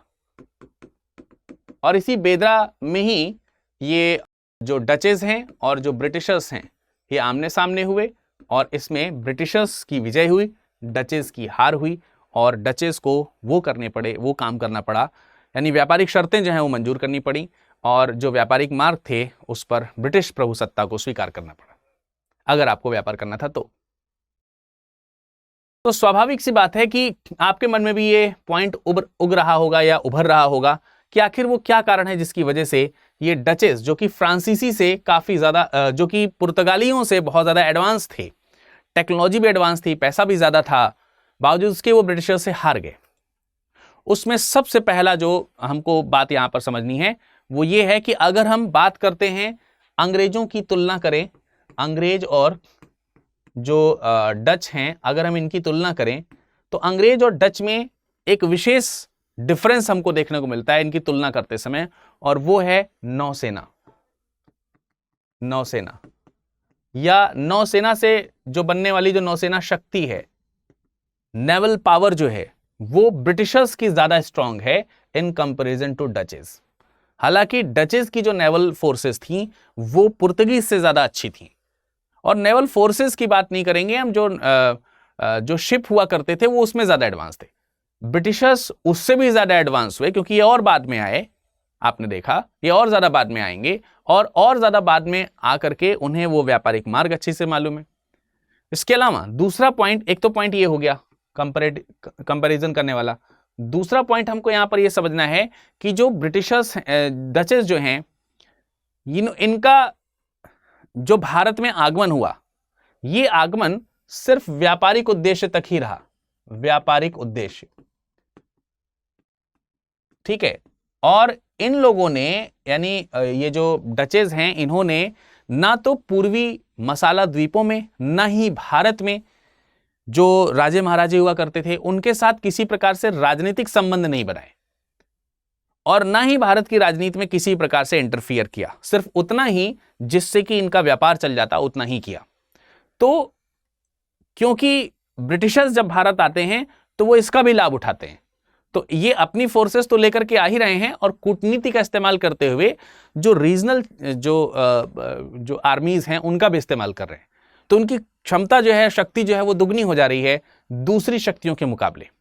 ये गलती पुर्तगालियों ने भी करी थी, लेकिन उससे भी ज्यादा बड़ी गलती यहां पर डचेस ही कर रहे हैं और इसी कारण इनका व्यापार जो है वो नष्ट हो रहा है। दूसरी बात यह है कि मैंने जैसे बताया कि सिर्फ व्यापारियों पर ही या व्यापार पर ही ध्यान दे रहे हैं, भारतीय राजनीति पे ध्यान नहीं दे रहे हैं। तो इनका जो व्यापार है वो बहुत सेंट्रलाइज्ड है और बहुत सारी चीजों में सबसे ज्यादा जिस चीज का व्यापार कर रहे हैं वो मसाले का कर रहे हैं। तो आर्थिक रूप से भी धीरे धीरे ये क्या होने लगे, कमजोर होने लगे ब्रिटिशर्स की तुलना में।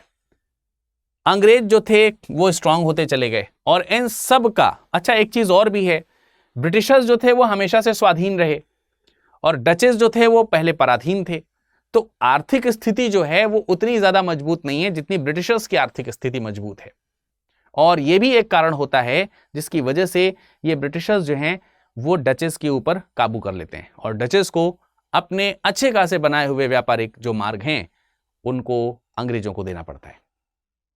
और इस तरीके से हमें ये पता चलता है कि ये जो ब्रिटिशर्स हैं वो कैसे इनको हरा देते हैं। तो ये तो हुई बात किसकी, डचेस की। अब हम आगे चर्चा करेंगे अंग्रेजों के भारत में आगमन की। अब ब्रिटिशर्स का जो इतिहास है, वैसे तो हमें मॉडर्न इंडियन हिस्ट्री में पूरा अंग्रेजों का ही इतिहास पढ़ना है, लेकिन क्योंकि हम यूरोपियों के आगमन के इतिहास के बारे में पढ़ रहे हैं, कैसे ये यूरोपीय जो है वो भारत में आए, इनके ऊपर हम डिस्कशन कर रहे हैं, तो स्वाभाविक सी बात है कि डचेस के बाद आने वाले जो अगले जो यूरोपीय व्यापारी आएंगे उनका नाम जो है वो ब्रिटिश होगा, अंग्रेज होंगे वो। और आप सब लोगों को मालूम है कि ये अंग्रेज जो हैं इनके साथ में एक बात ये है कि बहुत देर से आए और देख ही रहे हैं कि इनसे पहले आप पुर्तगाली आ चुके हैं और इनसे पहले जो है डच भी, यानी कि जो नीदरलैंड्स के लोग हैं, नीदरलैंड्स के जो लोग हैं वो यहां पर आ चुके हैं। तो कभी कभी देर होना अच्छा होता है, ये बात हमको इतिहास के इस फेज से देखने को मिल रही है और ये एक वजह है जिसके कारण हम ये कह सकते हैं कि ब्रिटिशर्स शायद पुर्तगीज और डचेस से ज्यादा स्ट्रांग इसीलिए हुए क्योंकि वो इनके बाद आए। कभी कभी फॉलोअर होना बड़ा अच्छा होता है। पुर्तगालियों ने व्यापारिक मार्ग की खोज करी जिसका लाभ इन्होंने उठाया, और इन दोनों के संघर्षों का लाभ या इनसे जो चीजें समझ में आनी चाहिए थी उसका लाभ ब्रिटिशर्स ने उठाया। अंग्रेज यूरोपियों में आने वाले सबसे सफल और सबसे प्रभावशाली यूरोपियंस में से एक हैं, और ये उन सब को हराते हुए सबसे आगे निकल गए। कारण क्या है, क्यों ऐसा हुआ? उसका कारण यह है कि जब ये भारत आए तो भारत सहित जितने भी एशियाई व्यापार का जो स्वरूप है, उस समस्त व्यापारिक एशियाई व्यापारिक स्वरूप को इनकी सहायता से ये अंग्रेज समझ चुके थे। मतलब वो ये जान चुके थे कि ये जो पूर्वी कंट्रीज हैं इसमें व्यापार में क्या अच्छाइयां हैं क्या बुराइयां हैं, उसको अच्छी तरीके से उन्होंने रीड किया था, यानी ये होमवर्क करके आए थे। इसके अलावा एडवांसनेस अब काफी ज्यादा बढ़ चुकी थी, तो जो सैन्य और जो राजनीतिक जो शक्तियां हैं वो इन्होंने प्रयोग करना शुरू किया। यानी इन्होंने सैन्य शक्तियों का भी प्रयोग किया और राजनीतिक शक्तियों का भी प्रयोग किया। कूटनीतिक जो इनकी चालें हैं वो भी चली गई, कूटनीति जो है उसका भी इन्होंने प्रयोग किया। तो हर तरीके की चीजों का प्रयोग करते हुए ये भारत में अपने कदम रखते हैं।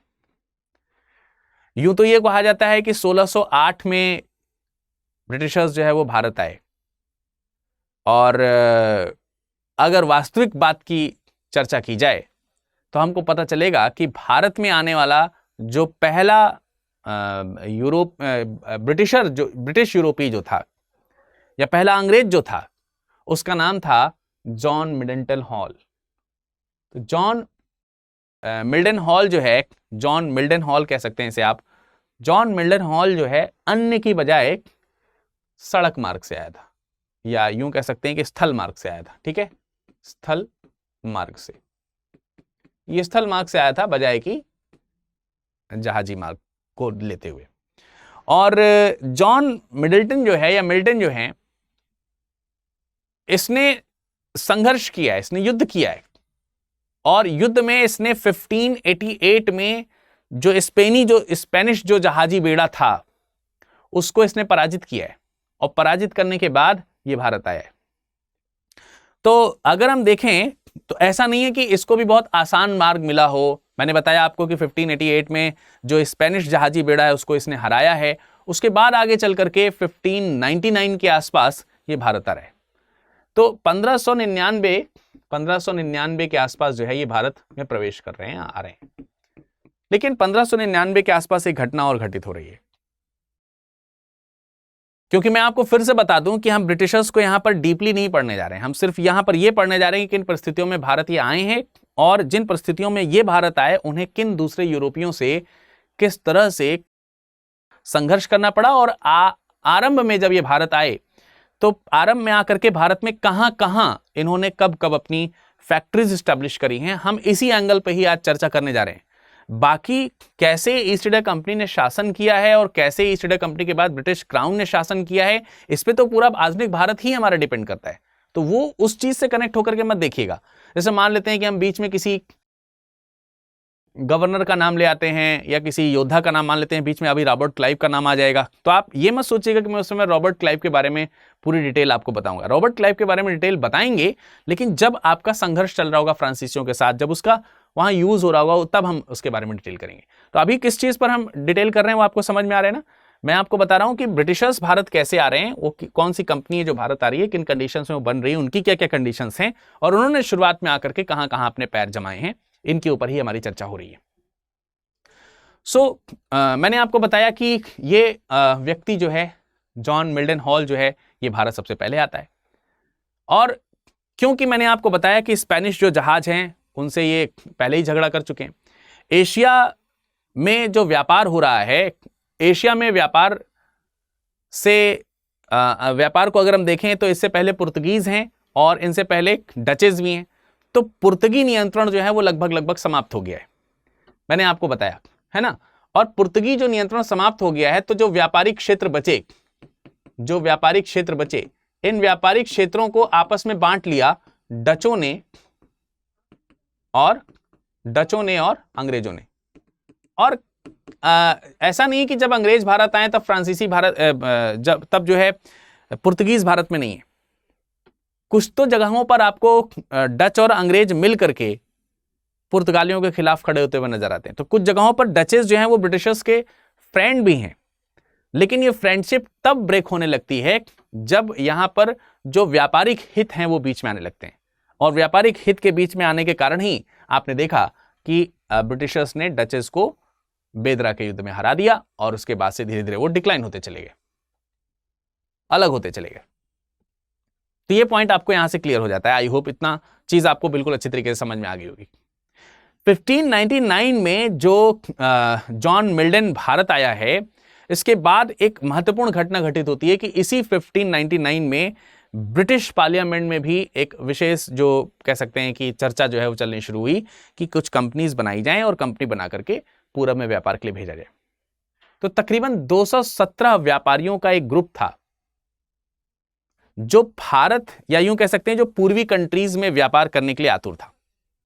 और मजे की बात यह है कि उस कंपनी में जो उस समय की जो महारानी थी, यानी कि जो ब्रिटेन का जो राजतंत्र है वो उसमें इंक्लूडेड था। महारानी जो एलिजाबेथ हैं,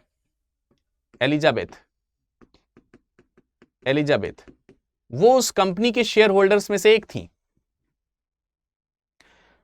तो यही मैं बता रहा हूं, तकरीबन 217 व्यापारी जो हैं पूर्वी देश में व्यापार करने के लिए कंपनी के तौर पर सामने आते हैं। और इस कंपनी का नाम क्या है? इस कंपनी का नाम है governor and company of Merchants of London trading into the East Indies, जिसे आप नॉर्मली ईस्ट इंडिया कंपनी कहते हैं। ईस्ट इंडिया कंपनी है ना, जिसे आप क्या कहते हैं? East India company. ये ईस्ट इंडिया कंपनी वास्तविक रूप में ईस्ट इंडिया कंपनी के नाम से भारत नहीं आई है, ये नाम बहुत बड़ा है, ये लिखा भी है सामने, governor and company of Merchants of London trading into the East Indies.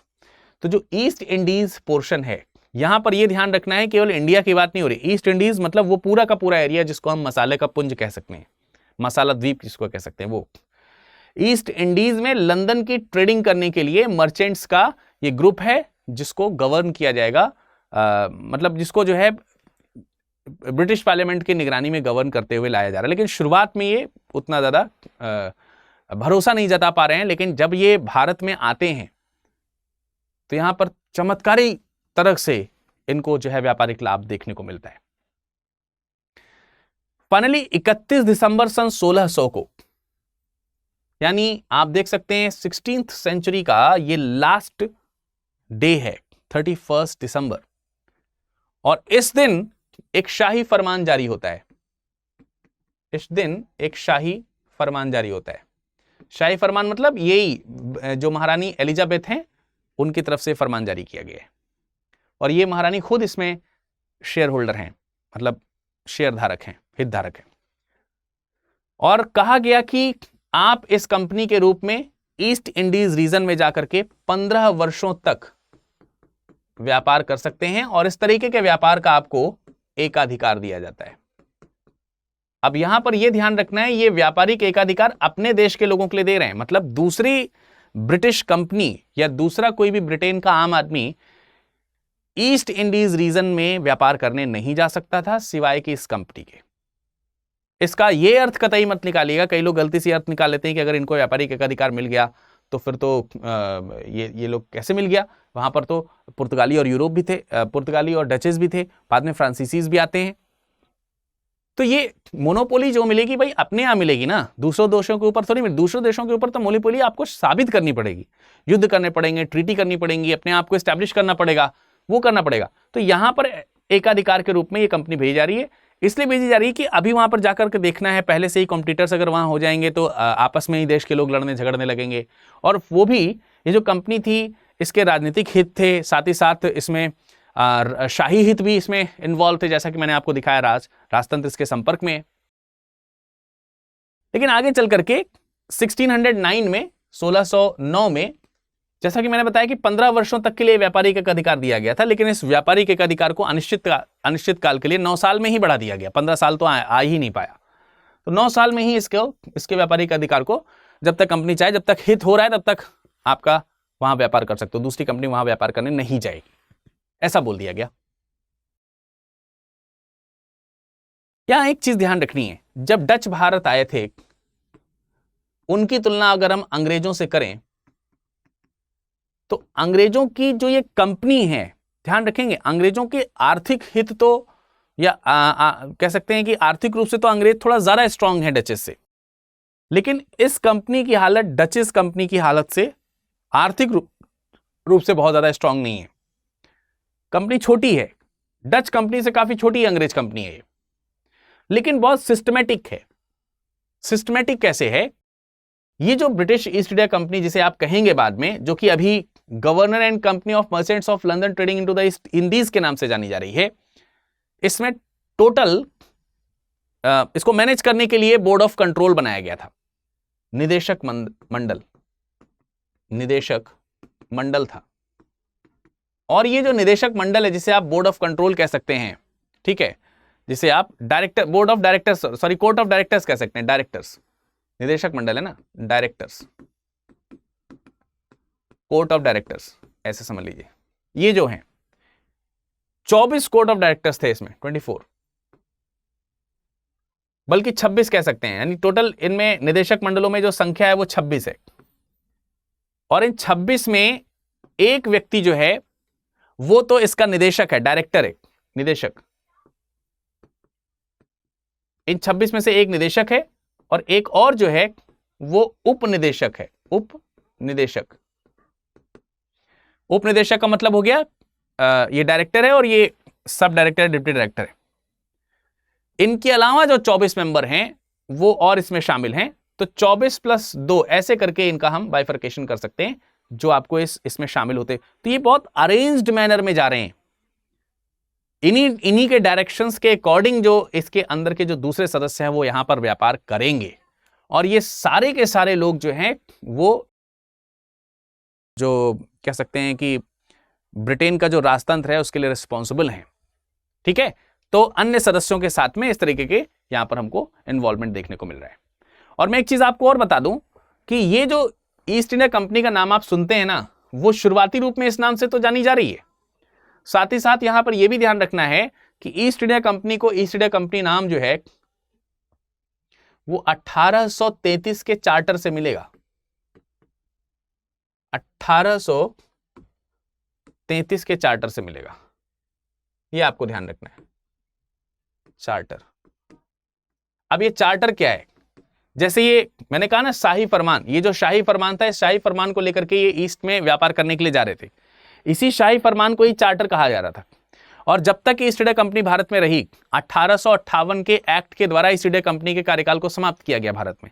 बहुत आगे लंबा सफर है अभी 1858 का। तो 1858 से पहले तक बार बार कंपनी को रेगुलेट करने के लिए चार्टर्स जो है वो ब्रिटेन से भेजे जाते थे। और ये जो चार्टर्स हैं, इन्हीं के अकॉर्डिंग ये भारत में व्यापार करती थी ये कंपनी। जैसे कि इस चार्टर में अभी ये कहा गया कि जाइए आप 15 वर्षों के लिए व्यापार करिए। फिर अगला चार्टर 1609 में आया, इसमें कहा गया कि ठीक है आप अनिश्चित काल के लिए भी जा सकते हैं। आगे देखेंगे समय, है ना। तो इस तरीके के चार्टर्स आए, और जब इसी तरीके से चार्टर आते आते 1833 का समय हो जाएगा, तब इसका नाम जो है वो ईस्ट इंडिया कंपनी रखा जाएगा। और उसके नाम रखने के पीछे भी एक छोटी सी कहानी है, उस कहानी को अभी हम आगे देखेंगे, आगे समझने का प्रयास करेंगे, ठीक है। तो ये पॉइंट आई होप कि आपको सभी लोगों को समझ में आ गया होगा। लेकिन आगे बढ़ने से पहले, जैसे मैंने आपको बताया था अभी थोड़ी देर पहले कि जॉन मिल्डन हॉल जो है ये 1599 के आसपास आया था, और इसके पहले इसने एक युद्ध भी लड़ा था। तो ये कंपनी की तरफ से नहीं आया है, लेकिन जब कंपनी की ओर से आने की हम बात करेंगे, तो कंपनी की ओर से जो ट्रेवल्स होने शुरू होते हैं वो शुरू होते हैं 1601 से 1603 के बीच में। यहां से ये समुद्र मार्ग से जो है वो भारत की ओर या पूर्वी जो देश हैं उनकी ओर आना शुरू करते हैं, और ये पहुंचते हैं इंडोनेशिया। कहां पहुंचते हैं? इंडोनेशिया। आप देखिए यहां पर भी आपको एक पॉइंट दिखेगा कि भाई शुरुआत में इंडिया की तरफ नहीं आ रहे हैं, लेकिन इंडिया के से व्यापारिक हित जुड़ेंगे। अभी ये भी शुरुआत में मसाले का ही जो व्यापार है वही करने आ रहे हैं। इसको इंडोनेशिया को हम लोग मसाला द्वीप पुंज कहते हैं ना, मसाला द्वीप पुंज, ये वही है जिसे आप ईस्ट इंडीज कहते हैं। यही ईस्ट इंडीज आइलैंड्स हैं जहां पर ये व्यापार करने आ रहे हैं। तो शुरुआत में इनको यही व्यापार करने आना है, लेकिन तकरीबन 10-12 वर्ष ये इसी तरीके से मसालों का, और जैसा कि इनके पहले के जो यूरोपीय व्यापारी जो व्यापार कर गए थे उन सब चीज़ों का व्यापार करेंगे। तो शुरुआत में जो 10-12 साल है उसमें जो ईस्ट इंडिया कंपनी है, उसको मैं ईस्ट इंडिया कंपनी ही कह रहा हूं क्योंकि वो बहुत बड़ा नाम है और फिर उसको बार बार लिख पाना, ये नाम इतना बड़ा है, तो मेरे ख्याल से आप समझ पाएंगे कि जब मैं ईस्ट इंडिया कंपनी लिख रहा हूं 1833 तक, तब तक इसका नाम ईस्ट इंडिया कंपनी नहीं, ये नाम है। और जब मैं आपको बताऊंगा कि इसका नाम ईस्ट इंडिया कंपनी कैसे बना, तो उसके बाद तो इसका नाम ईस्ट इंडिया कंपनी हो ही जाएगा। पर क्योंकि बहुत बड़ा नाम है इसलिए मैं आपको यहाँ पर ब्रिटिश ईस्ट इंडिया कंपनी ही बता रहा हूँ, ये ब्रिटिश ईस्ट इंडिया कंपनी है, ठीक है। तो ये लोग भी यहाँ पर शुरुआत करते हैं और तकरीबन करीब 12-15 वर्षों तक इनको कोई खास लाभ नहीं होता है और ये केवल 20% का ही कंपनी को जो है वो लाभ हो रहा है, तकरीबन 20% के आसपास ही इनको लाभ हो रहा है। ये व्यापार करते थे और जो व्यापारिक लाभ होता था उसको आपस में डिस्ट्रीब्यूट कर लेते थे। तो शुरुआत में इसी तरीके से काम चल रहा है, इसी तरीके से शुरुआत में व्यापार हो रहा है। और ये भी शुरुआत में अगर हम देखेंगे तो मसालों का ही व्यापार कर रहे हैं, लेकिन मसालों के व्यापार के बाद में इन्होंने धीरे धीरे कपड़े का व्यापार भी शुरू कर दिया और कपड़े के अलावा जो अन्य व्यापार थे जैसे चाय वगैरह का, इसका भी व्यापार करना शुरू किया, रेशम का व्यापार करना शुरू किया, नील का व्यापार करना शुरू किया। ऐसे करके धीरे धीरे ये व्यापार करने शुरू करते थे और फिर इन्हें यह समझ में आता है कि मसालों में भी भारत का महत्व है, इसके अलावा मसालों के अलावा दूसरी चीजों के व्यापार में भारत का बहुत ज्यादा इंपॉर्टेंस है इनसे भी ज्यादा, और इसलिए वो फिर भारत की तरफ जो है वो अट्रैक्ट होना शुरू करते हैं। और भारत की तरफ अट्रैक्ट जब होना शुरू करते हैं तो सबसे पहले इंडिया में जिस जगह पर वो प्लान कर रहे हैं आने का, वो पश्चिमी जो प्रांत है भारत का, पश्चिमी जो तटीय भाग है गुजरात का, सूरत में जो है वो स्टैब्लिश होना चाहते हैं। और सूरत में इन्होंने अपनी एक व्यापारिक कोठी बनाई और इस व्यापारिक कोठी बनाने की वजह से, क्योंकि वहां पर पुर्तगालियों का पहले से ही स्थान था, तो पुर्तगालियों ने इसका जो है विरोध किया, लेकिन उनके विरोध करने के बावजूद इन्होंने 1608 में सूरत में अपनी एक फैक्ट्री जो है वो स्टैब्लिश की और इसी वजह से इसको हम अनऑफिशियल फैक्ट्री के रूप में जानते हैं। तो सूरत में 1608 में जो है आप फैक्ट्री जो है यहां पर डालते हैं। 1608 में ही कैप्टन हॉकिंस जो था वो ब्रिटेन से, जो वहां के राजा हैं जेम्स फर्स्ट जो थे, वो जेम्स फर्स्ट का आज्ञा पत्र लेकर के या उनका एक फरमान लेकर के वो भारत की ओर आया था और ये भारत पहुंचा 1609 में और 1609 में ये जहांगीर के दरबार में आया। उस समय भारत में मुगलों का शासन है, भारत में उस समय किसका शासन है? मुगल शासन कर रहे हैं और मुगल शासकों में उस समय जहांगीर शासन कर रहा है। 1608 की बात है, यानी अकबर जा चुके हैं संसार को छोड़ करके। और ये मुगल दरबार में आता है कैप्टन हॉकिंस। कैप्टन हॉकिंस जो है वो रेड ड्रैगन या हेक्टर नाम के जहाज से आया था। कभी कभी ये प्रश्न भी पूछा जाता है, रेड ड्रैगन या हेक्टर, इसके जो जहाज का नाम था वो हेक्टर या रेड ड्रैगन है, ठीक है। तो ये नाम याद रखना है। लेकिन कैप्टन हॉकिंस है, ये भारत में जब जहांगीर के दरबार में जाता है तो जहांगीर जो है इसका काफी इसका स्वागत करता है, इसलिए कि इसको जो है फारसी भाषा भी मालूम है और इसलिए ये देखिए लैंग्वेज जो होती है ना, जो भाषा होती है ना, वो बहुत कनेक्ट करती है लोगों को। आपने देखा होगा कि तमाम सारे जनप्रतिनिधि होते हैं, नेतागण होते हैं, वो जब अपने भाषण देते हैं कहीं जाकर के तो उससे पहले उस भाषण की स्पीच की प्रिपरेशन करते हैं और ये भी प्रिपरेशन में शामिल होता है कि किस क्षेत्र वर्ग में जहां जा रहे हैं वहां की भाषा कैसी है, वहां का संस्कृति कैसी है, उसको एडॉप्ट करते हुए भाषण देने जाते हैं। उसका रीजन क्या है कि वो वहां की जनता के साथ कनेक्ट कर पाए। समझ में आ रही बात? पंजाब जाते हैं तो पंजाबी भाषा बोलते हैं, गुजरात जाते हैं तो गुजराती भाषा बोलते हैं, चाहे दो ही शब्द बोलें, चाहे केवल स्वागत ही उसमें बोलते हैं, नमस्कार ही केवल उसमें बोलते हैं उस भाषा में, लेकिन बोलते हैं, कनेक्ट करने के लिए बोलते हैं। उसी तरीके से कैप्टन हॉकिंस भी इनके दरबार में जाता है और जहांगीर इसे सम्मान देते हैं। 1609 में ये मुगल बादशाह के पास पहुंचता है। उस समय आगरा में इनका दरबार लगा करता था और भेंट स्वरूप कैप्टन हॉकिंस को जहांगीर की तरफ से 400 मनसब दिया जाता है 400 मनसब।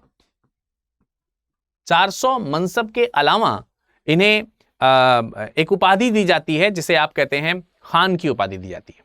साथ ही साथ इन्हें एक जागीर भी दी जाती है, एक जागीर, एक स्थान की, एक जगह की जागीर, और उसके साथ साथ खान की उपाधि दी जाती है, खान या खां की उपाधि। ठीक है, तो ये सब इस तरीके से इनका स्वागत होता है। और इनिशियली अगर देखा जाए तो कैप्टन हॉकिंस की बात मान करके जहांगीर इनको सूरत में फैक्ट्री स्थापित करने की अनुमति दे देता है।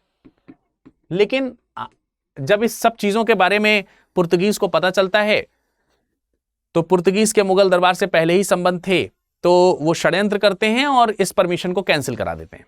तो पुर्तगालियों के इंटरफियर होने के कारण ये जो परमिशन है, ये परमिशन रद्द कर दी जाती है।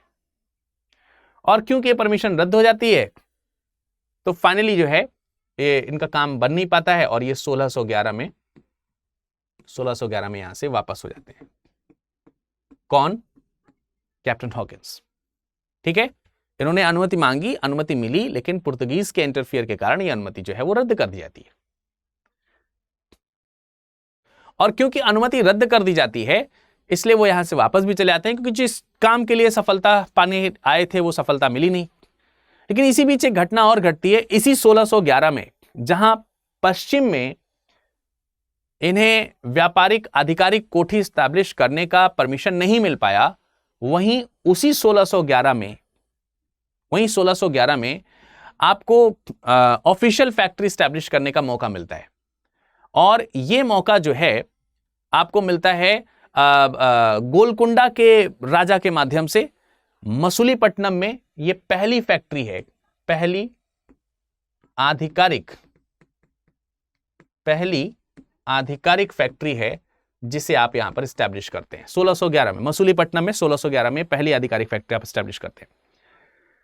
और आगे चल करके मतलब क्योंकि पूरब में तो आपको नहीं मिला, पश्चिम में तो आपको नहीं मिला साथ, लेकिन पूरब में आपको यहां पर साथ मिल जाता है।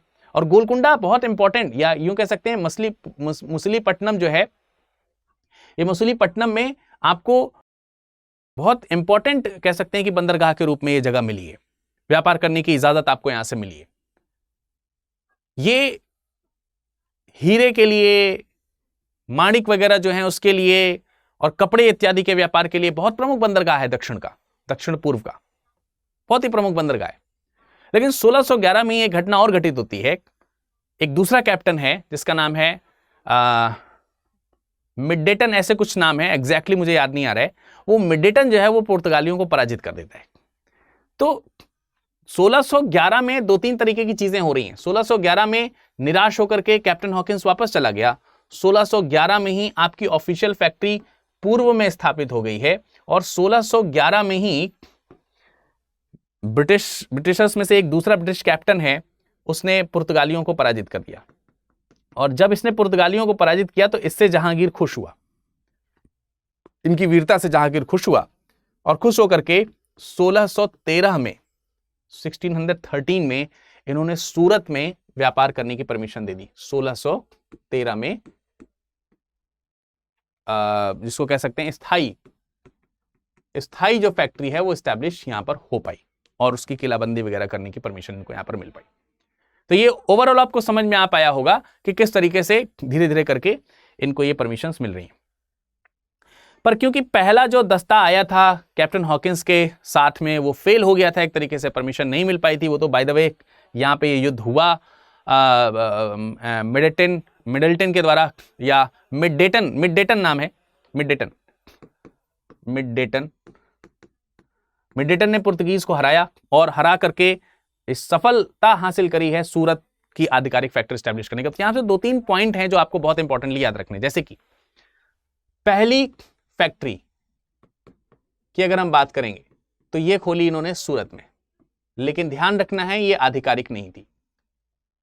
दूसरा इसी में पूछ लिया जाए, पहली पश्चिमी फैक्ट्री आधिकारिक या अनधिकारिक, वो भी आपकी क्या हो गई? सूरत। और तीसरा पूछ लिया जाए पहली आधिकारिक, तो ये हो गई आपकी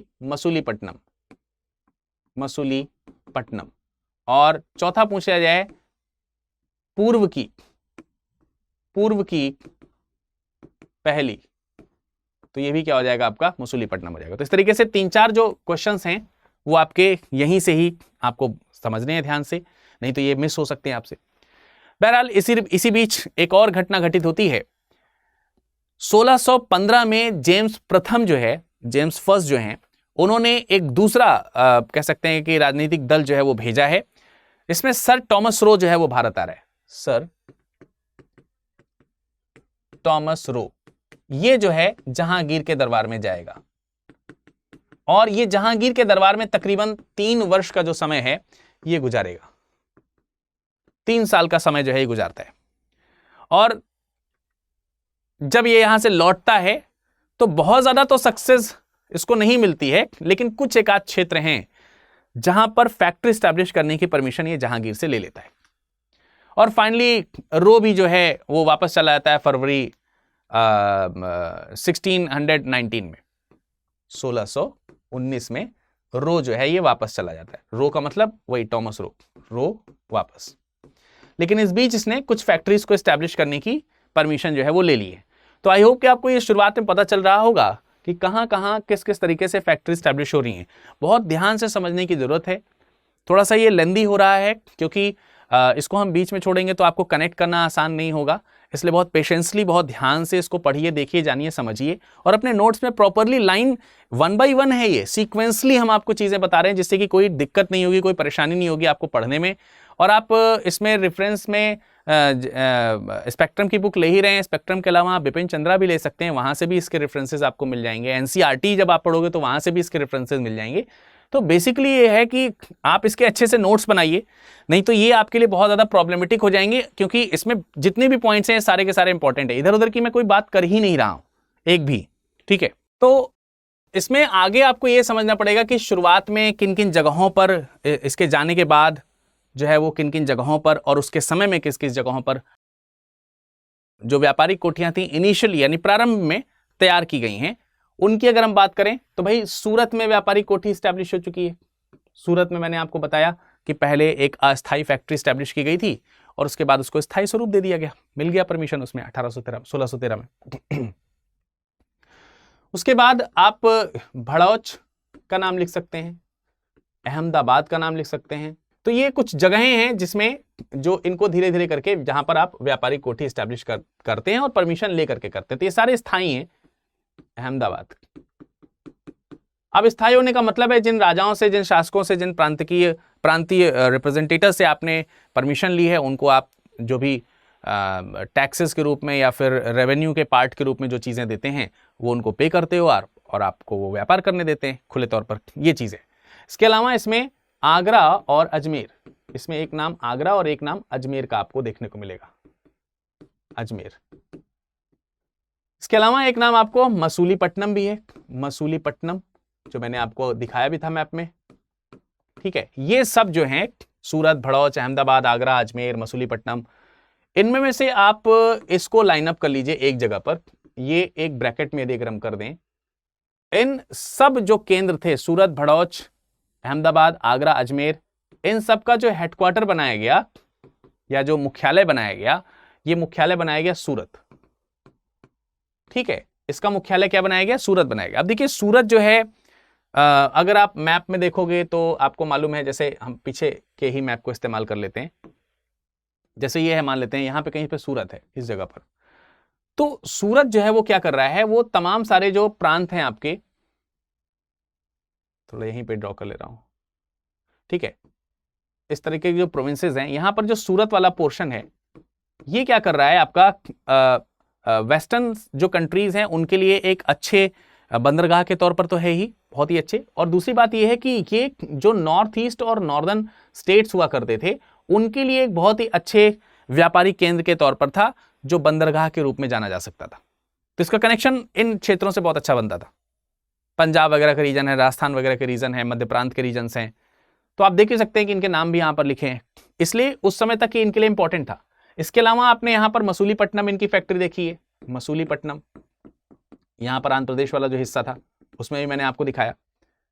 बहरहाल अब कहानी आगे की ये है कि इतने सारे जो जगहों पर इन्होंने फोर्टिफिकेशन, इतने जगहों पर जो उन्होंने व्यापारिक केंद्र स्टैब्लिश कर लिए थे, उसको ये और बढ़ाना चाहते थे।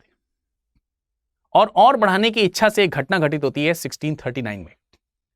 1639 में ब्रिटिशर्स ने कुछ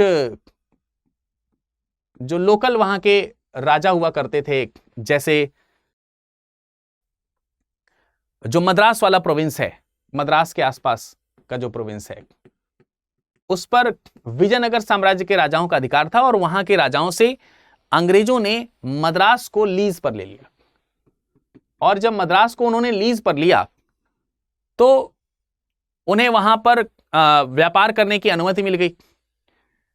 उन्हें कुछ टैक्सेस के तौर पर रेवेन्यू का कुछ हिस्सा देना पड़ता था और उसके अलावा वहां पर वो किलेबंदी कर सकते थे, सिक्का जारी कर सकते थे।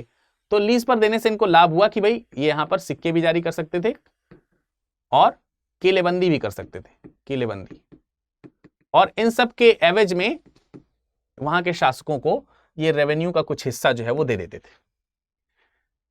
इसी दौरान एक और घटना घटित होती है कि अगले ही वर्ष 1639 में 1640 में, अगले वर्ष 1640 में एक और घटना यहां पर घटित होती है और वो ये है 1640 में वो ये है कि अंग्रेजों ने, जिन्होंने अभी मद्रास को लीज पर लिया था, बहुत जल्द मद्रास को चंद्रगिरी से, चंद्रगिरी जो है ये कौन है? चंद्रगिरी रिप्रेजेंटेटर है, विजयनगर साम्राज्य का प्रतिनिधित्व करता है या प्रतिनिधि है, विजयनगर साम्राज्य का प्रतिनिधि था, जिसके अंतर्गत ये जो मद्रास है वो था उस समय। तो इससे छीन लिया इन लोगों ने, जबरन जो है इनसे ले लिया, ट्रीटी जो है वो कैंसिल हो गई और मद्रास जो है उसको ले लिया।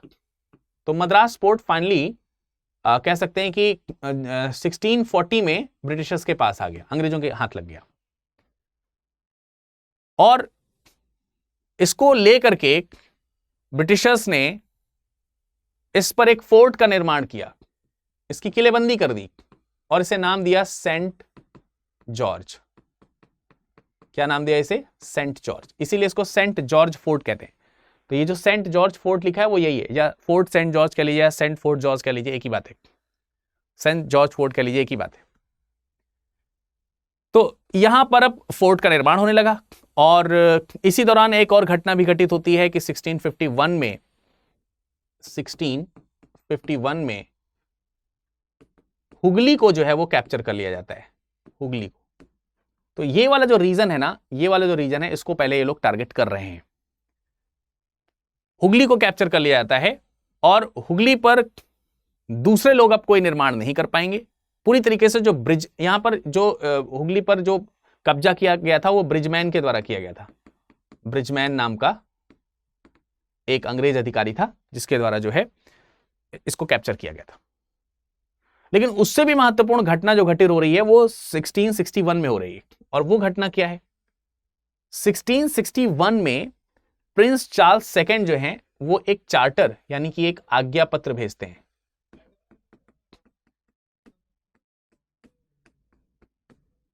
ठीक है, आज्ञा पत्र जो है वो यहां पर इनको दिया जाता है और इस आज्ञा पत्र में ब्रिटेन के सम्राट लिखते हैं कि ईस्ट इंडिया कंपनी को अब ईस्ट इंडीज रीजन्स में और इंडियन रीजन्स में, भारतीय क्षेत्रों में कहीं पर भी किलेबंदी करने, ठीक है, किलेबंदी करने का अधिकार होगा, सिक्के जारी करने का अधिकार होगा, ये सिक्के भी जारी कर सकते हैं, संधि कर सकते हैं किसी भी भारतीय राजा से, ठीक है, संधि करने का भी अधिकार होगा। इसके अलावा तमाम तरीके के जो अधिकार हैं, जैसे न्याय करने का जो अधिकार है वो भी इनको दे दिया गया है, यानी कि जुडिशरी वर्क्स भी धीरे धीरे यहां पर करने लगे हैं। जो नॉन क्रिश्चियन रीजन्स वाले जो प्लेसेस थे, यानी कि गैर ईसाई जो प्रांत थे, उनके साथ संधि या संधि विग्रह करने का भी अधिकार इनको मिल जाता है। तो कंपनी अपने हिसाब से जो भी उसको कन्वीनियंट लगता है वैसा वो काम कर सकती है, ऐसी चीज यहां पर कही गई। लेकिन इससे भी बड़ी एक घटना 1661 में घटित होती है और वो ये है कि प्रिंस चार्ल्स सेकंड जो हैं उनका विवाह होता है राजकुमारी कैथरीन से। यहां पर नाम लिखा है राजकुमारी कैथरीन, इनसे विवाह होता है, ये विवाह लिखा है। पर ये राजकुमारी कैथरीन जो है ये पुर्तगाली राजकुमारी है। इंपॉर्टेंट बात ये है। तो इसमें इंपॉर्टेंट क्या है, पुर्तगाली राजकुमारी से विवाह कर से क्या यहां पर कंपनी को क्या फायदा हो रहा है कि अभी तक जो बंबई रीजन है, बंबई क्षेत्र जो है, बंबई पश्चिमी तटी वाला जो प्रांत का जो प्रमुख बंदरगाह है बॉम्बे, वो बंबई अभी पुर्तगालियों के हाथ में था।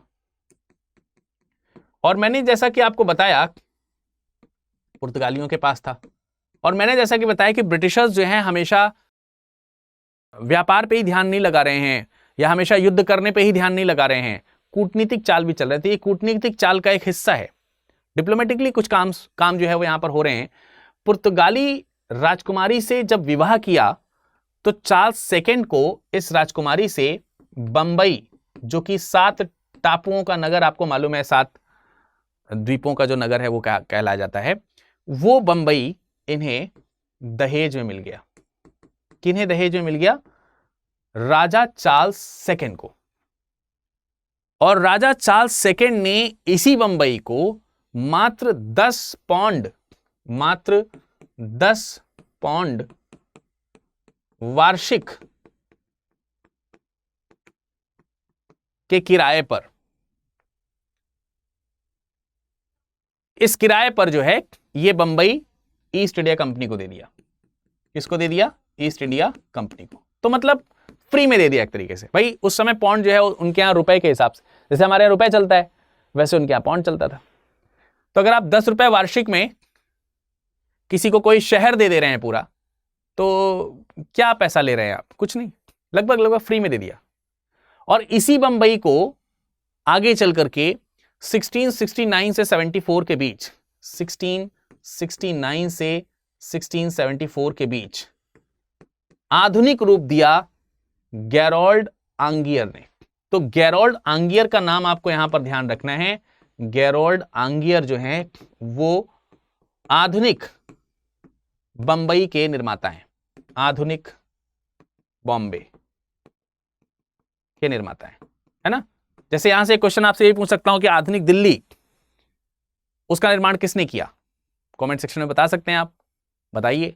उसी तरीके से आधुनिक बॉम्बे का निर्माण जो है वो गेरोल्ड आंगियर ने किया था। इसने बंबई को एक व्यापारिक नगरी बनाया, और आज बंबई कितनी बड़ी व्यापारिक नगरी है। उसमें बंबई शहर की आबादी बहुत कम थी, और आज तो बंबई शहर बहुत बड़ी आबादी वाला आपको मालूम है कि क्षेत्र बन गया है। इसके अलावा जब इस बंबई का निर्माण हो ही गया, तो जो मैंने आपको दिखाया ना कि इन क्षेत्रों का जो हेडक्वार्टर था वो सूरत हुआ करता था, अब इन्हीं क्षेत्रों का हेडक्वार्टर सूरत से ट्रांसफर होकर के बॉम्बे कर दिया गया। ठीक है, तो ये देख सकते हैं आप 1687 में जो हेडक्वार्टर है वो सूरत से क्या कर दिया गया? बंबई कर दिया गया। और इस प्रकार से आप ये भी देख पा रहे होंगे कि उन्होंने इधर तो मद्रास को कैप्चर किया, तो एक तो हमारे पास में मद्रास आ गया, और दूसरा हमारे पास में क्या आ जा रहा है? बंबई आ जा रहा है। तो मद्रास और बंबई तो हमें इस तरीके से मिल गया भाई। अब बचा रह गया मेरे पास में बंगाल।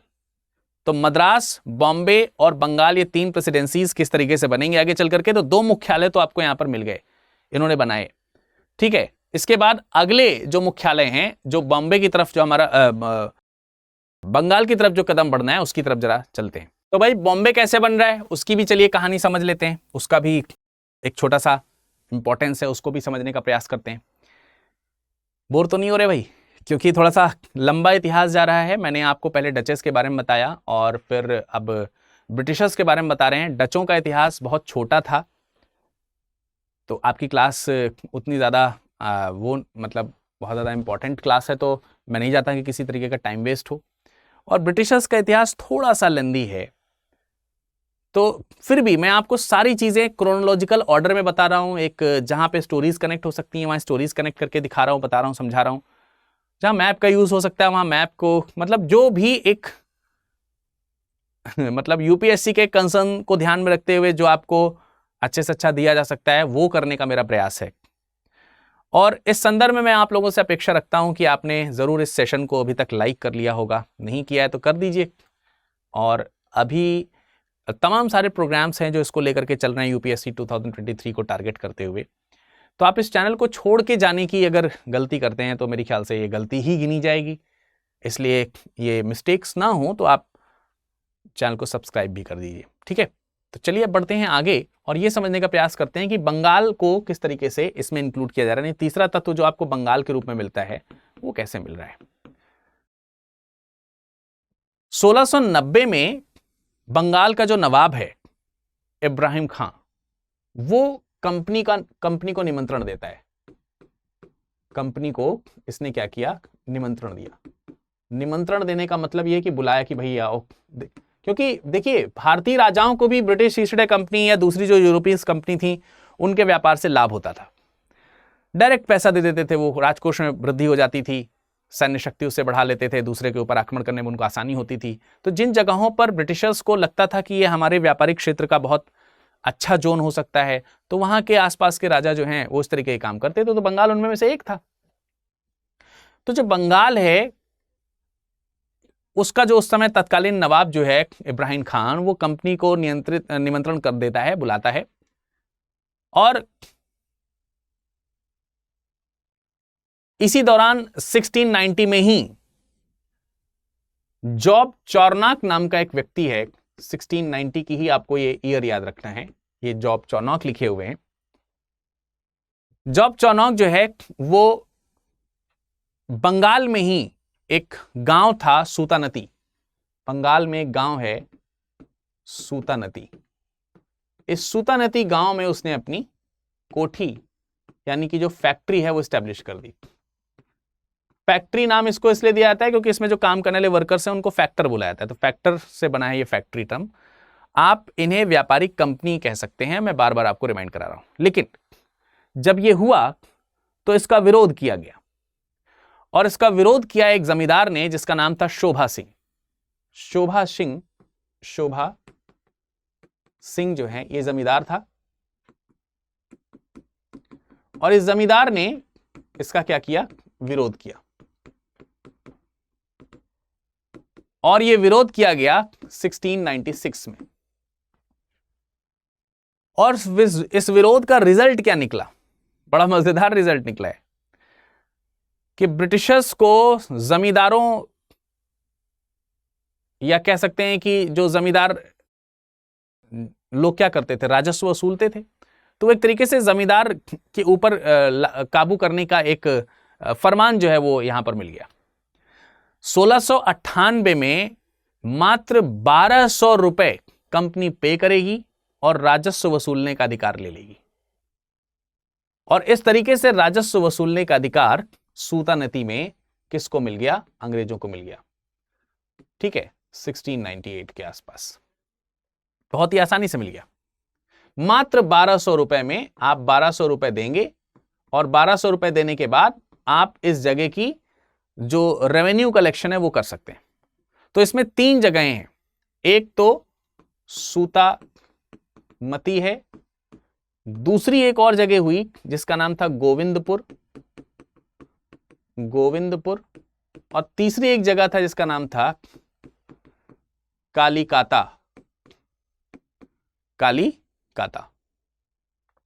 ये 3 गांव थे। गोविंद नगर लिख लेते हैं यहां पर, गोविंदपुर नहीं है, गोविंद नगर है। गोविंद नगर, ये 3 गांव हैं जहां का जो राजस्व वसूलने का जो अधिकार है वो ब्रिटिश ईस्ट इंडिया कंपनी को मिल गया। और अब यह एक तरीके से वहां की जमींदारी जो है इनको प्राप्त हो गई। जॉब चौरनाक ने सूतानती में कोठी स्टैब्लिश कर दी है। जॉब चौरनाक का नाम आपको याद रखना है, बहुत इंपॉर्टेंट है। क्यों याद रखना है भी मैं आपको आगे बताता हूं। और आगे चल करके यही जो 3 जगहें आपको देखने को मिल रही हैं सूतामती, कौन कौन सी 3 जगहें मिल रही हैं, सूतामती, गोविंद नगर और कालीकाता, इनको मर्ज करके, ये तीनों गांवों को मर्ज करके, मिला करके एक नगर स्टैब्लिश किया गया जिसका नाम हुआ कलकत्ता।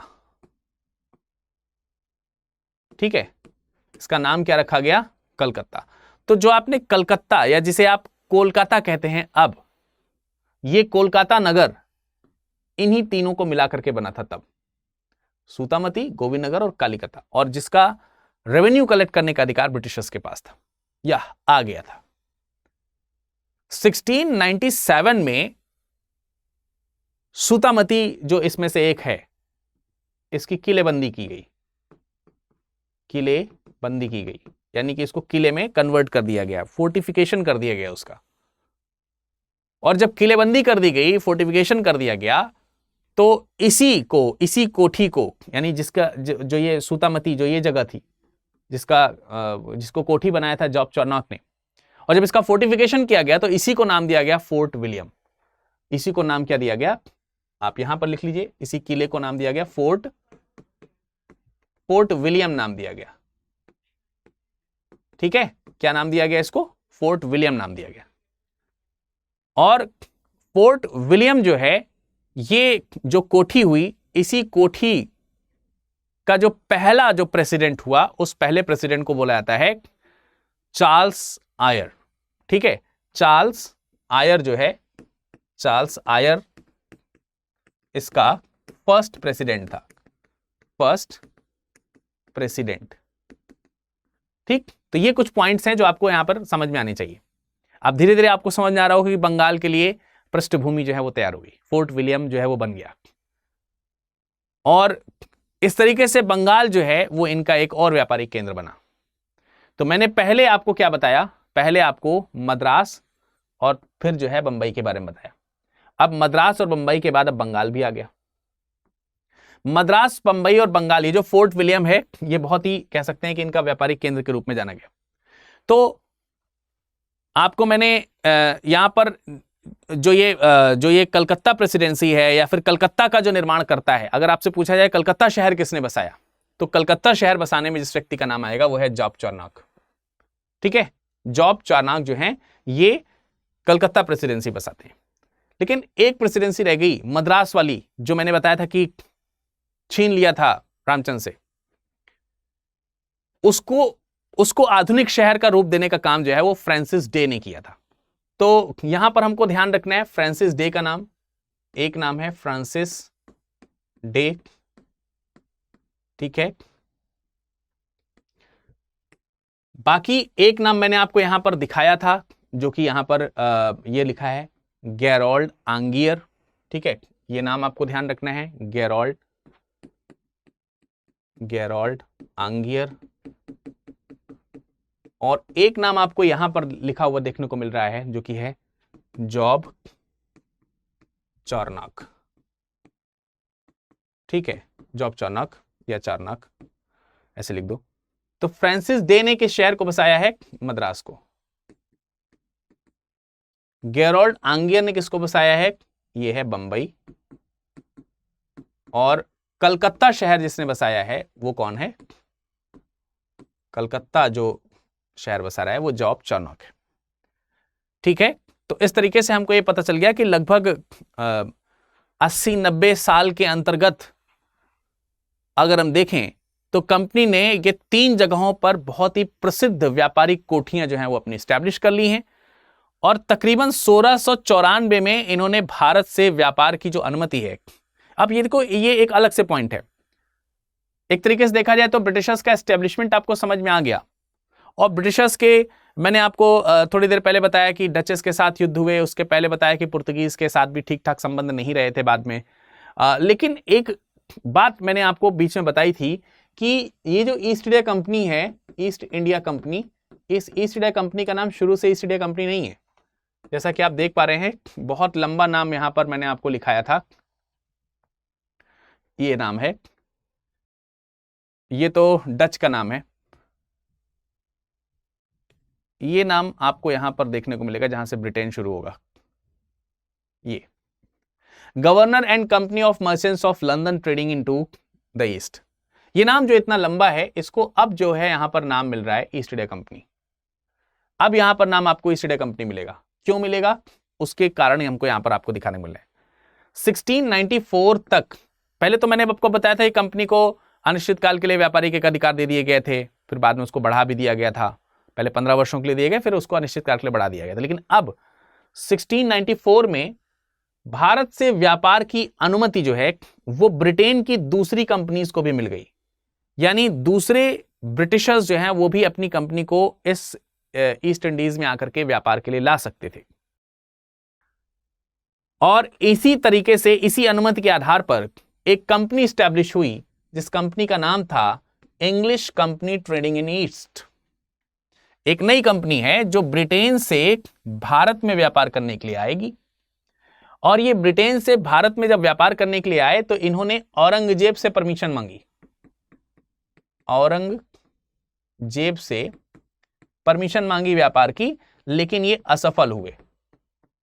यानी इस कंपनी को भारत में व्यापार की जो अनुमति मिलनी चाहिए थी वो अंग्रेज से नहीं औरंगजेब से नहीं मिल पाई, और इसी कारण इस कंपनी को भारत में पांव जमाने का मौका नहीं मिल पाया। ये वो कंपनी नहीं है जो सन 1600 में बनी है, ये दूसरी कंपनी है जो अब नए आज्ञा पत्र के माध्यम से बनी, English company trading in the east. तो जब ये कंपनी बन गई, उसे व्यापार भी करना था, तो आगे एक रास्ता मिला कि इस कंपनी को वो पुरानी वाली जो ईस्ट इंडिया कंपनी है उसके साथ मर्ज कर दिया जाए। तो ये कंपनी जो है 22 जुलाई 1702 को, यहां पे डेट मैं लिख दे रहा हूं, 22 जुलाई 1702 को जो पुरानी कंपनी थी ईस्ट इंडिया कंपनी वाली, उसके साथ मर्ज कर दिया गया, और मर्ज करके नया नाम दिया गया, और वो नया नाम हुआ the United Company of Merchants of England trading to the East Indies. वहां पे इंग्लैंड की जगह लंदन लिखा हुआ था, है ना, लिखा हुआ था ना, और यूनाइटेड की जगह गवर्नर शब्द का इस्तेमाल किया गया था शुरुआत में।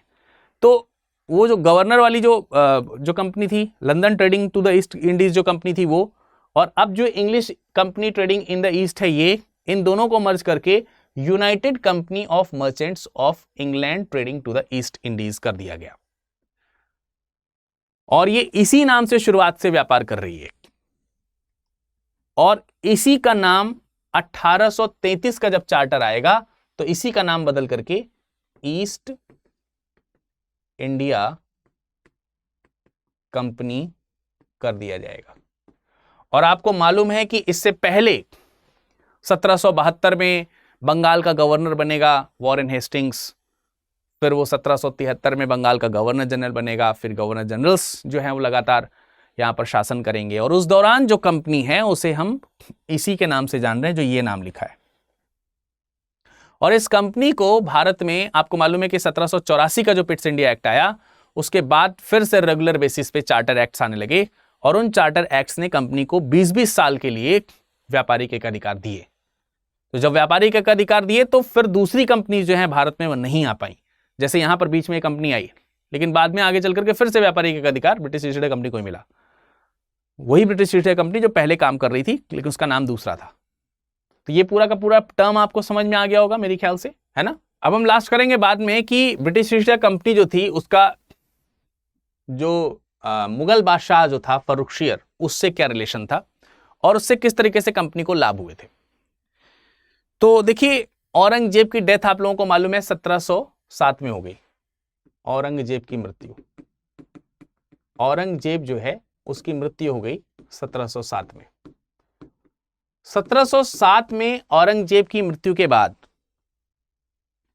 जो भी शासक आए वो सारे अयोग्य थे, और जब फर्रुखशियर गद्दी पर बैठा तो उसके समय में 1717 में 1717 में एक ब्रिटिश डेलीगेशन जो है वो जॉन सैमरन की अध्यक्षता में भेजा गया, एक शिष्टमंडल भेजा गया। एक शिष्टमंडल जो है वो मुगल दरबार में भेजा गया जॉन सरमैन की अध्यक्षता में। और जब ये शिष्टमंडल भेजा गया तो ये जो है फर्रुखशियर से मुलाकात करते हैं, और फर्रुखशियर से मुलाकात करके अब ये हुआ कि इनके साथ में इनके जो डेलीगेशंस गए, फर्रुखशियर बहुत बीमार था उस समय, कुछ घाव वगैरह हो गए थे, तो इनके साथ में कुछ डॉक्टर्स की टीम भी गई थी, उन्होंने इनका इलाज किया फर्रुखशियर का, और इस इलाज के बदले फर्रुखशियर ने इनको जो है फ्री ट्रेड, भारत में फ्री ट्रेड करने का अधिकार दे दिया। और किस तरीके से दिया? उसे एक विशेषाधिकार कहा जाता है, या उसे फरूख शियर के द्वारा जारी किया गया ब्रिटिश ईस्ट इंडिया के लिए, ब्रिटिश ईस्ट इंडिया कंपनी के लिए मैग्ना कार्टा कहा जाता है। मैग्ना कार्टा मतलब आदेश पत्र या अधिकार पत्र एक दिया गया।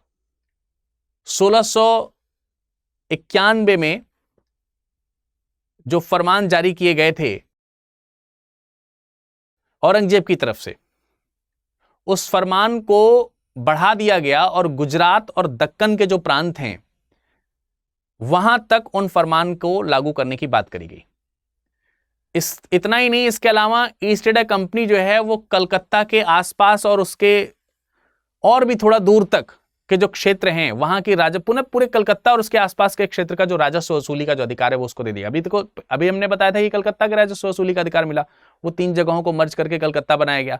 अब कलकत्ता से अधिकार क्षेत्र उसका राजस्व वसूली का बढ़ाया गया और 10,000 रुपए सालाना देने के बदले सूरत में करमुक्त व्यापार की छूट दे दी गई। मतलब कंपनी जो है 1 साल में 10,000 रुपए वो राजस्व में देगी, इसके बदले वो सूरत से जितना चाहे व्यापार कर सकती है।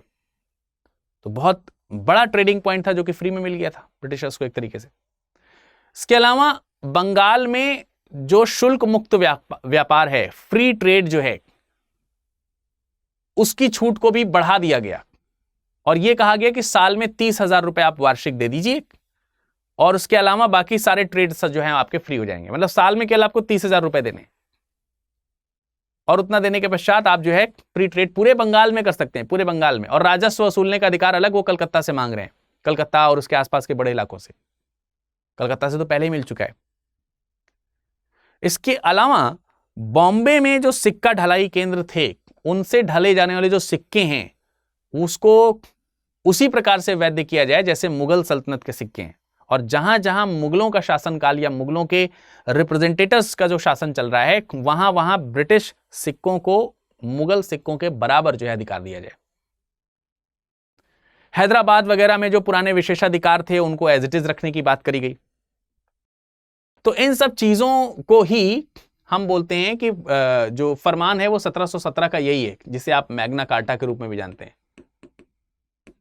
ये फरूख शियर के द्वारा ब्रिटिशर्स को दिया गया मैग्ना कार्टा है, जिसमें इस तरीके के इसीलिए फरूख शियर को घृणित कायर बोला जाता है, इतिहासकारों ने घृणित बोला है। इसी ने भारत में शुल्क मुक्त व्यापार की अनुमति पूरी तरीके से, इसका शुरुआत जो है पहले औरंगजेब ने की थी, औरंगजेब ने दंड स्वरूप करी थी और दक्षिण भारत के प्रांत में केवल करी थी। इन्होंने पूरे लगभग भारत में और जहां जहां मुगल्स की दुनिया है वहां तक कर दी। और यही जो फरमान है अभी आगे चल करके आप देखेंगे 1757 की जो प्लासी का युद्ध है उसका कारण बनेगा।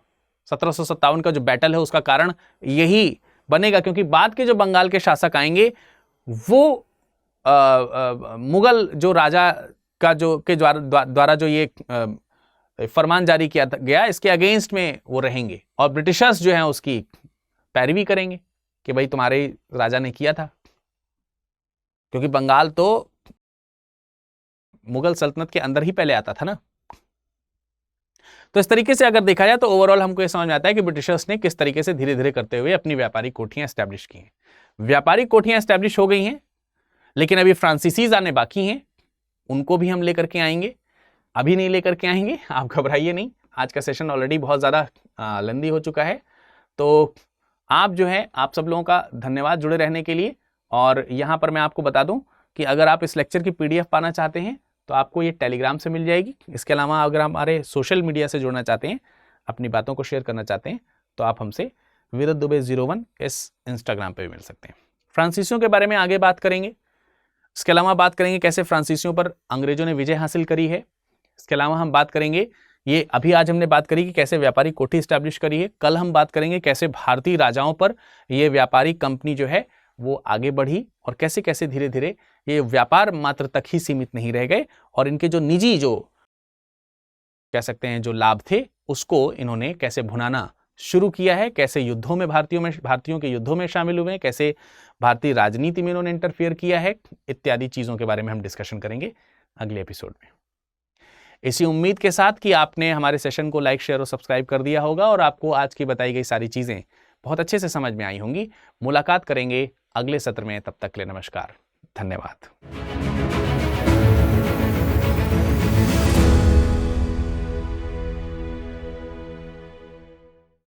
हिंदी में यूपीएससी की तैयारी से संबंधित प्रोग्राम्स को देखने के लिए सब्सक्राइब करें स्टडी IQ IAS हिंदी।